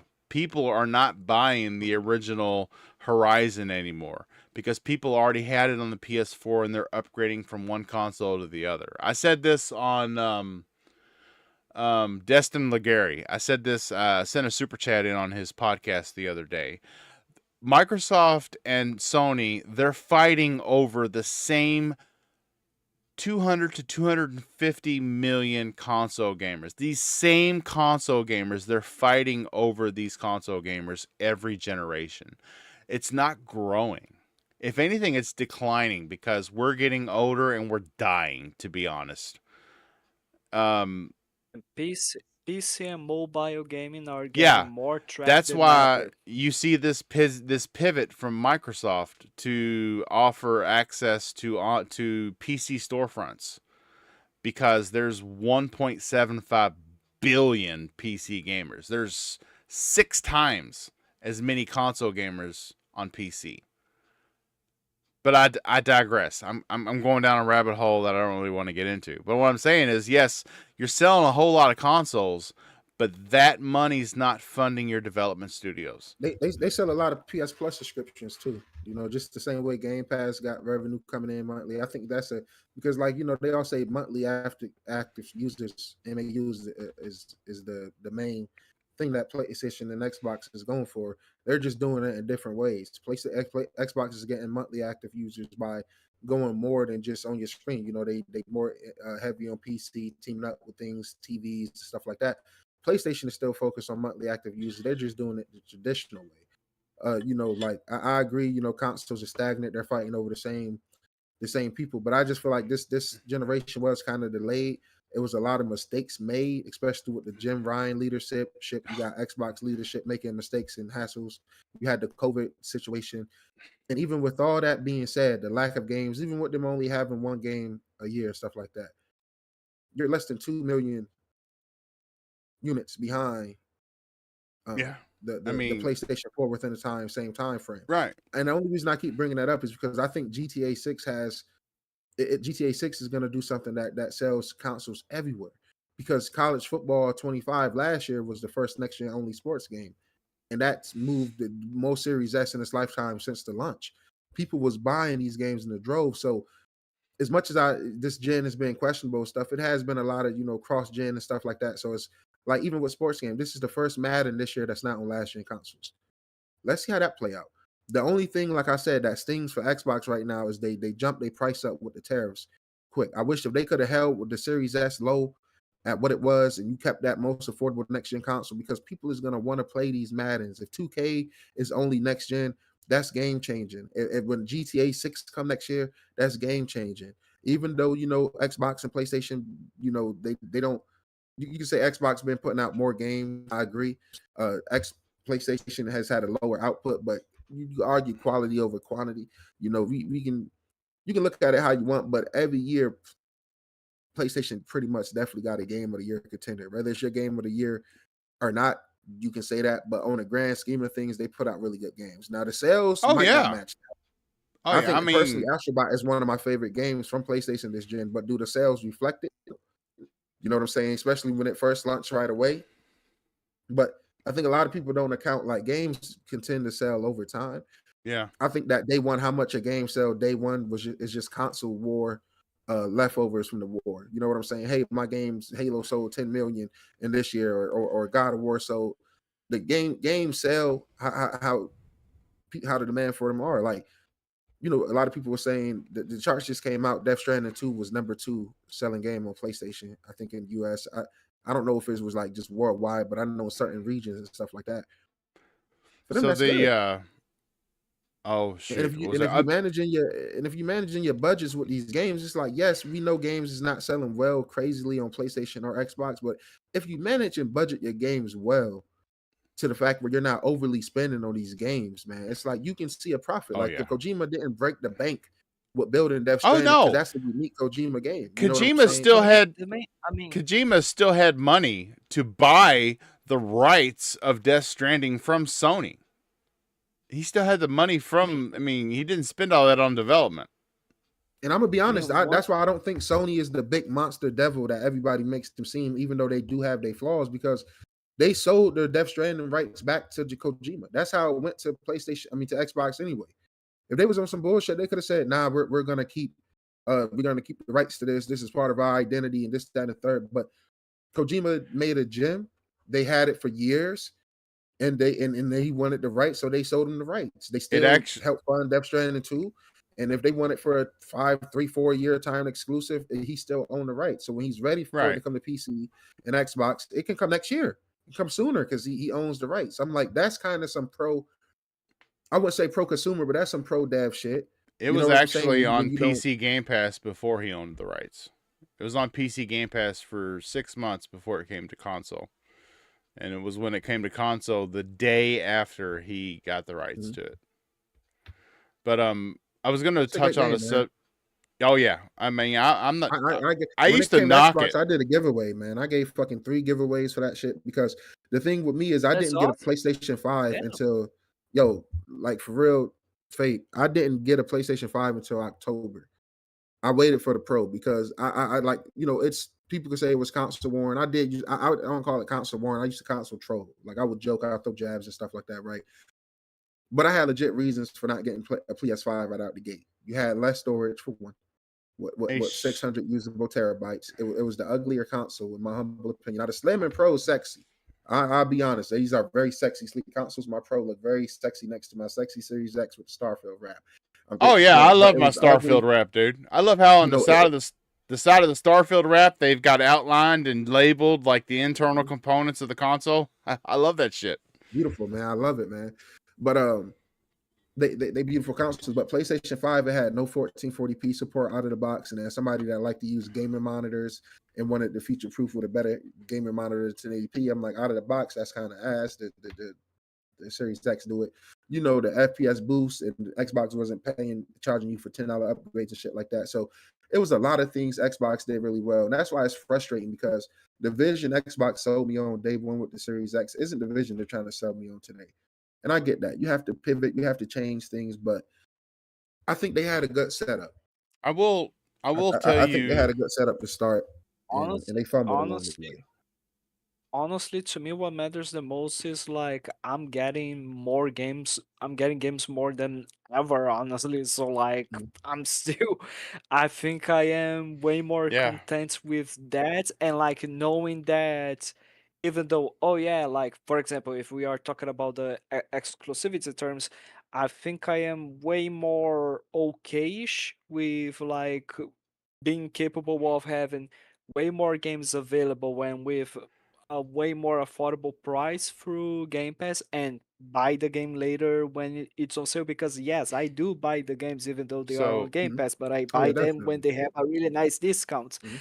But like um I just want to. I'm okay with wait, like I'm okay with getting I more want to cut games you off and there, Fabio. knowing that the games are going to still be alive because they are going to have a really nice bigger community. For example, Forza, or even if Halo comes to I PlayStation agree. or Gears, Yeah. you know what I mean? So having Fabio, Fabio is the epitome of the budget gamer because of where he lives. Fabio, tell NextGenNero, a Series X in your country, how many Brazilian reais does a Series X cost? Okay, so like Nero, here's the thing. Here we do our currency is called Brazilian reais. So Mhm. like $1 is 5 Brazilian reais. It's equivalent to Mm. 5 to 6 Brazilian reais. So one Series X with all the taxes and its price being converted from dollar to my currency, it is, and with Microsoft's new fucking bullshit adjusted prices, it is around 6,000 Brazilian Mm. reais. Yeah, and that goes with game prices too. So, And for reference, Yes. what is the PS5 Pro at the moment? PS5 Pro, when it got released, it was 7,000 Brazilian reais. Okay, now both of those are extremely expensive, right? And it's crazy. And my only thing is right because I love my Series X and everything like that. If for some reason, because people act like this don't happen, they act like because we have consoles, that's an excuse to not get them or something like that. Or if you already at any moment anything can happen. You can have a bad thunderstorm and you could be playing and might not know your console and your power go out and it might short circuit your console, some bullshit like that. So now you have to fork up the money and save up the money to go replace this. And you just mentioned how expensive they are. And this is why it's frustrating with Xbox because do you spend that 6,000 right on a Series X with outdated technology, or do you spend the extra 1,000 more and get the PS5 Pro?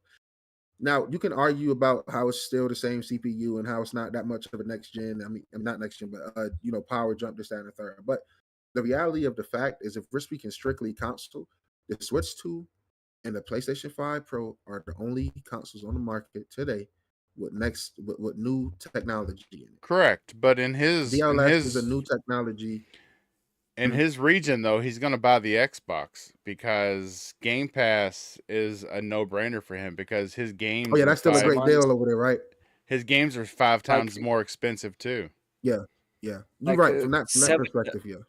$70 is 350 Brazilian reais to 400 Brazilian reais. And Mm, by the way, am I going to buy a Series X or a PlayStation 5 Pro? Never. mm, I'm mm, not willing to.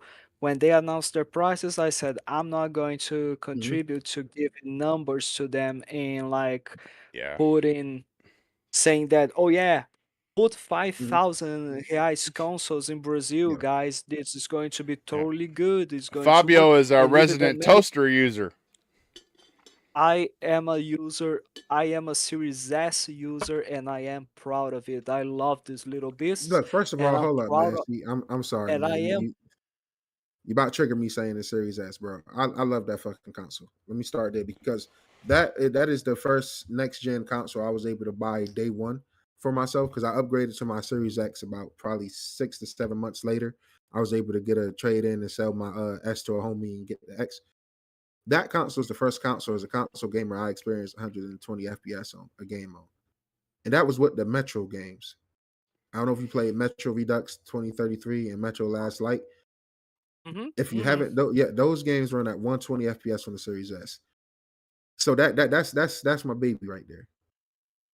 Like And like I I said, I love. wish they. So did the price tariffs? I mean, well, have you benefit? Is the Series S No, price up there too? Because there are no in our tariffs state, in place in Brazil. It did. It did, sadly. Like Oh, really? we went from a console that got released firstly, and I paid 2,800 Brazilian reais, equivalent to the price that I bought my Xbox One Fats on the previous generation. It got increased to 3,200 to 500 mm, Brazilian reais. So like almost the price of like just 1,000 Brazilian reais lower than a Series X. So like, what's the fucking point then in buying the damn thing? Because my thought process of the Series S, and that's why I totally am supportive of Microsoft making another budget console, is because I don't want to spend that much money on the damn console, and in mhm. order for me to enjoy all of its features, I still would have to buy a 4K TV, which is Yeah, yeah, another thing yeah. of That's another expensive thing. here. Yeah. So like I am like when it comes to gaming prices and gaming consoles, I try to be as as responsible as I can, and but still give support to like to Yeah. the console that I love, that I grew Mhm. up with, and like I love my Series S.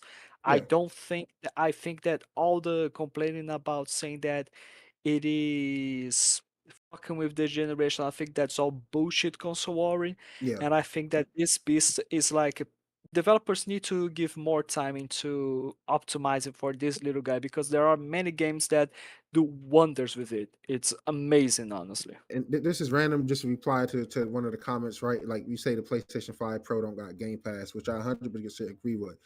But guys, we got to stop sleeping on PS Plus because Game Pass for me is $20 plus tax. PS Plus dropped from the highest tier, which was the same pass as Ultimate, and I've been paying $15 for PS. What was it, extra?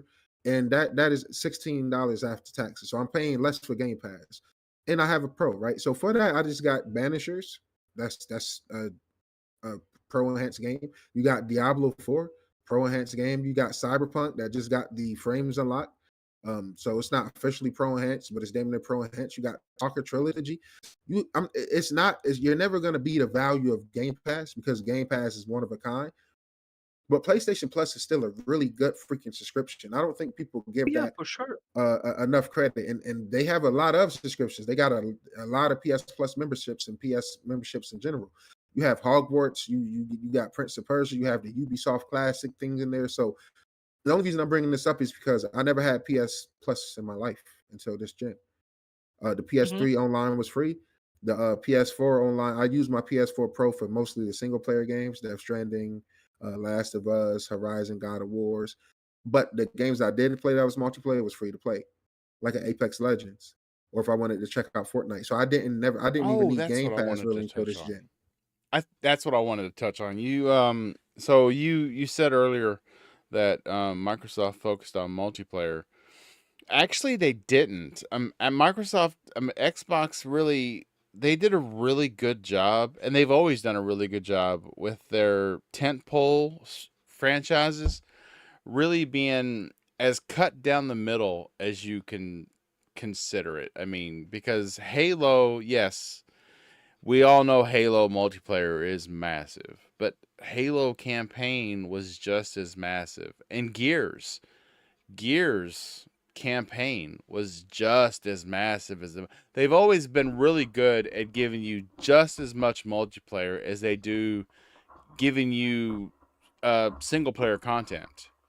And I think that's really the issue. I think Sony has a big issue with that because we've even seen like with The Last of Us, they totally canceled that multiplayer mode for The Last of Us, and it's like why? That would have been like killer. It's I don't know. They just can't do two things at the same time. I don't understand why. Like even Helldivers, it's successful, but it's only multiplayer. Um, I don't know. I'm I just I, I I I will agree, but I will. The only thing I will say is like we haven't necessarily gotten that in a great fashion or flow from Xbox this gen. Like you have done that. Like in the last generation, we got two Halos. It feels you had Halo 4, you had Halo 5, and then Infinite was still a cross-gen game as well. You had Forza Horizon 4, you had Forza Horizon 5, you had Gears 4 and Gears 5 and the Gears DLC. This gen we haven't gotten Busters. any of that. This gen we haven't gotten any of Oh, that. Like I true. said, my standout games from Xbox this gen are not games I could play with people. Like I love Helldivers, and prior to playing Helldivers, Halo Infinite was my favorite multiplayer game of this generation. Um, I actually Now believe Helldivers 2, I actually believe Helldivers 2 will sell more copies on Xbox than it does PlayStation just because of the difference in communities. yeah, and I hope I agree. I think that it will, and I hope that it do. It's a really great game. It's reasonably priced, and I have a really good community. You have some of the console warring idiots out there that want to use that for console warring. They're saying they're gonna kill each other and this, that, and third. But the Helldiver community, Helldivers to me from PlayStation, even though it's going to Xbox and stuff like that, Helldivers to me from PlayStation is what Halo was to me from Xbox. I never had that multiplayer co-op game that I loved from PlayStation. That I just fell in love. The community was extremely embracing and just just a good energy, good vibe off rip. Only thing that gave me that in life was Halo and Gears to a lesser degree. But even with those, I was mostly the single player enthusiast of the Halos and stuff like that. But I'm big on good communities. And Helldivers is a great community. So I'm really happy it's going to Xbox. I think it will sell really well, and I hope that it does. And like I said, games that need communities, I think it makes a lot of sense to be in more than one place. Yeah, yeah, it does. Like I've said before on the show, is I played Helldivers 2 on Steam and I enjoyed it, but the friends that I've kind of has molded my whole gaming experience playing with, they're on Xbox. And so I've got friends on Steam, but I think we mainly just use that as this person's into the same type of games as I am, so I'll see that he's put in this much. And, and Steam will let you know, hey, this person has played this much of this game, or this person's really into this game, and it'll tempt you to go look into it. And that's pretty much all me and my friends use it for on Steam. We don't actually play together. On Xbox, I don't know, all my cooperative multiplayer, my PvE. It's all been on Xbox. On my PlayStation, I do all my single player games, all my single player adventure experiences like Horizon, God of War, Spider-Man, and Death Stranding. But I agree. For me, the only thing is, it's just this gen I haven't really gave a damn about multiplayer games because the ones I do care about haven't done right for me. I care about Apex. That game hasn't done right for me. And like I said, prior to playing Helldivers, Halo is my favorite multiplayer game of the generation. Especially if it comes to just PvP, Halo is still king for me. I don't care for COD, even though Microsoft bought them. I'm not gonna pretend like overnight I'm some huge COD fan. I could care less. I've always been a Halo guy. Halo has always been king to me. So when my favorite franchise isn't really in a great spot, it's nothing else that really calls to me. Multiplayer games like this gen, they're hit or miss. Like I jump into a Marvel Rivals, I enjoy a bit of that, but I don't really care too much. Helldivers is the only thing that stuck with me. Hoping we get some Halo news soon, but it's rumors that that's gonna be only single player. yeah, It's just multiplayer shit for me. This gen has been a kind of just like a letdown, kind of shrug us off. I'm hoping Battlefield, the new Battlefield is dope, but even with that being $80, it's gonna be a rough one. But all right, that brings us. I'm sorry, bro. I was just gonna say I got an early morning, bro. So I do. Oh yeah, take off. we're getting ready to run through our quick points and then head out. Yes, sir. Sure. No worries. Okay, so as on Games Set Live, we like to give you the news big and small, so we're gonna hit you with everything. So first on the docket, we see Sea of Thieves is getting paid subscription for custom servers. So yes, you're gonna have to pay for a private server, so you don't have to deal with grifters. As long as it's not. You already can do that in Safer Seas. Just wanna point out that. I'm gonna tell you if it's cheap, I'll do it because I hate the people that like to attack my ship when I get back with all the chests. It's just the mode where you don't gain like XP. You can become Pirate Legend, and you don't have like some PvP player stuff from the normal mode. Safer Seas is the mode where you can get 100% of gold rewards, do all the missions that you want, and no need to deal with grifters whatsoever without paying for a subscription. The custom servers are mostly about like if you want to do your like own tournaments, or you want to do a cinematic shot like a machinima like thing, or if you like wanna do some crazy thing with your friends. You can spawn anything. It's like creative mode from Minecraft. So it's not like a server where just me and my friends can go in and do the quests. That's not what it is. Yes, it is. Okay, well that's all I want. You can do that without a subscription in Safer Seas. Oh, that's what I'm telling you. Okay, that's what. Everybody look into that. Don't pay them money if you don't have to. Next on our list, Black Ops 7 is going to kick off Gamescom on the 19th of August. Black Ops 7. That's an awful fast turnaround. We usually get a Treyarch game, then we get an Infinity Ward game. Then we get a Treyarch game, and we get an Infinity Ward game. Infinity Ward has been absent, other than remakes and remasters of their past games. Yeah, this is a Treyarch. 7 is rolling out awfully soon. Seeing as how we just got 6 last year. So I will be really interested to see that. Hopefully it's not a copy and paste. I don't want that. I want something, because the Black Ops stories are always amazing. I want something that's really tempting. Right now there's an Xbox summer sale. 1,000 plus games discounted. I looked at the list. There are some really good deals. Unfortunately, my dumbass buys everything whether or not I play it or not. So everything on there said owned, and the one that didn't say owned, I wasn't interested. So, but there are some good deals. I encourage everybody to go out there and look into it. Game Rant has announced or has reported that. Yeah, we covered that last week.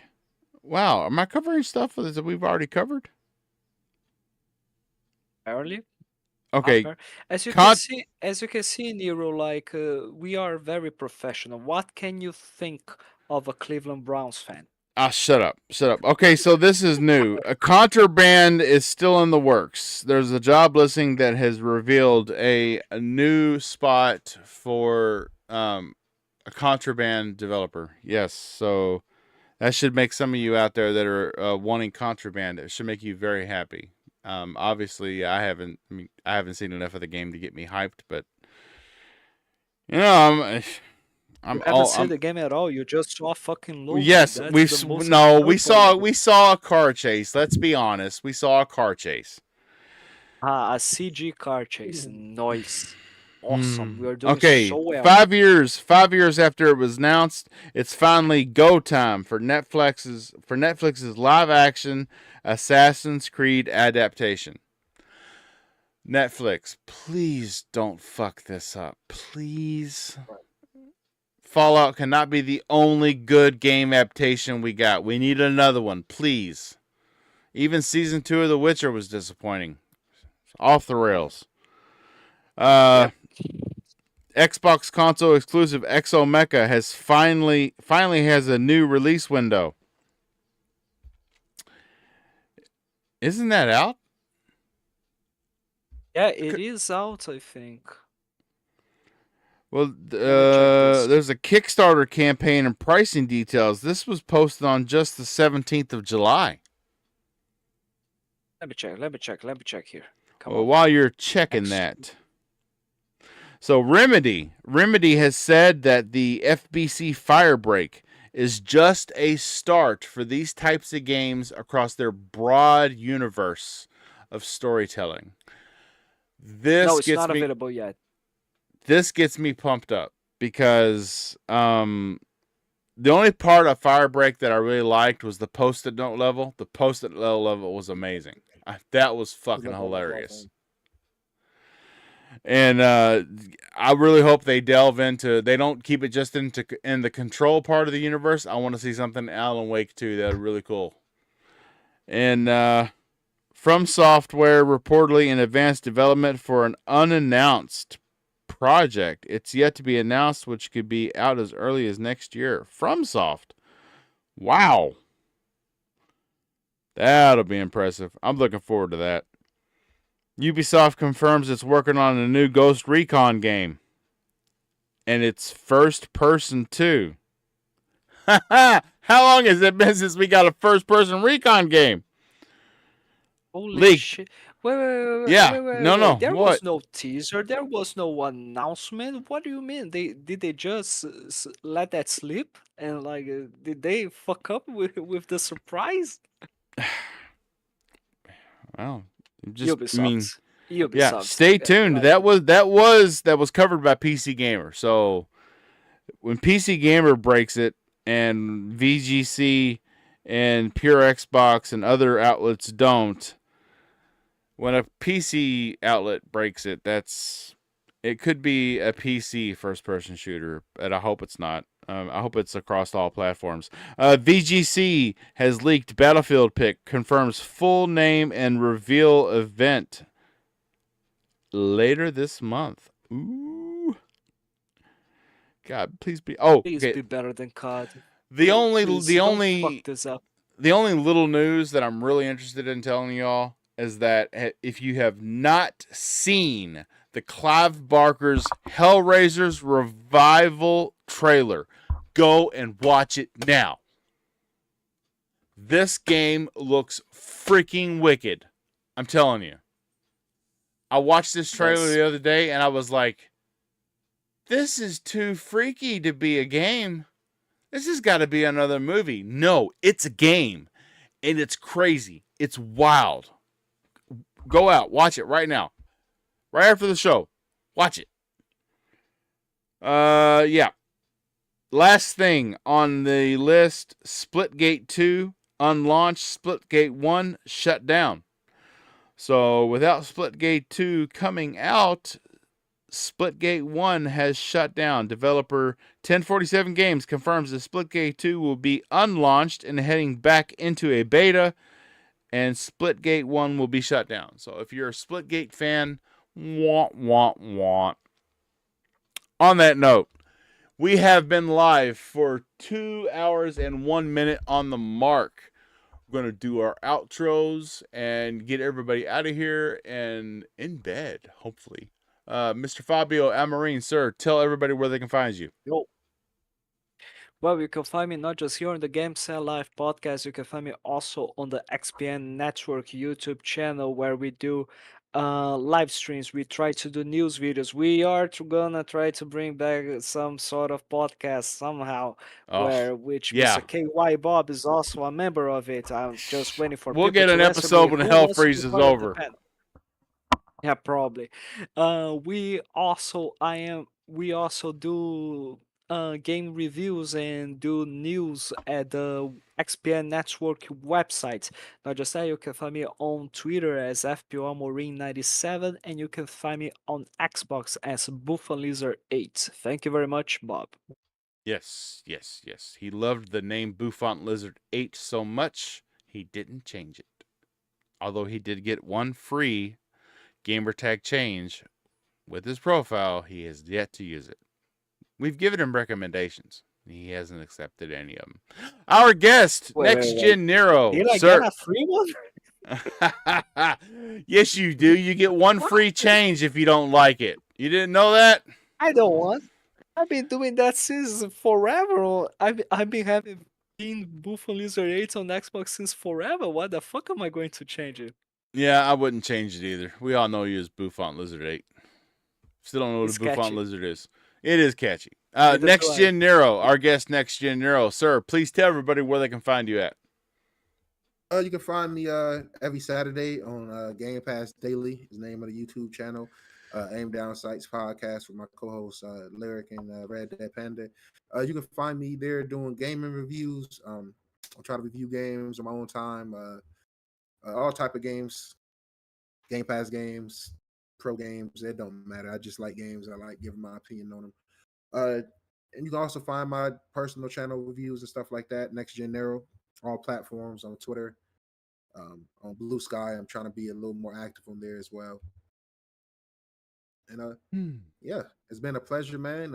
Bob, man, it's always a pleasure. I'm happy I could make it here for once. I know you done came by a few times. I really appreciate it. And Fabio, it's nice to meet you, man. It's definitely a pleasure. You made a lot of great points tonight, and always good meeting new friends all around the world, man. That's why we keep him around, Nero. That's the only reason. That's the only reason. And because you can't live without me criticizing the Browns. By the way, we got a Bills Mafia fan here with us. I can Hey, see they've got a good team. They have one hell of a quarterback. I can't say anything bad about the Bills. Get past Kansas City, man. When we get past them, I like our chances.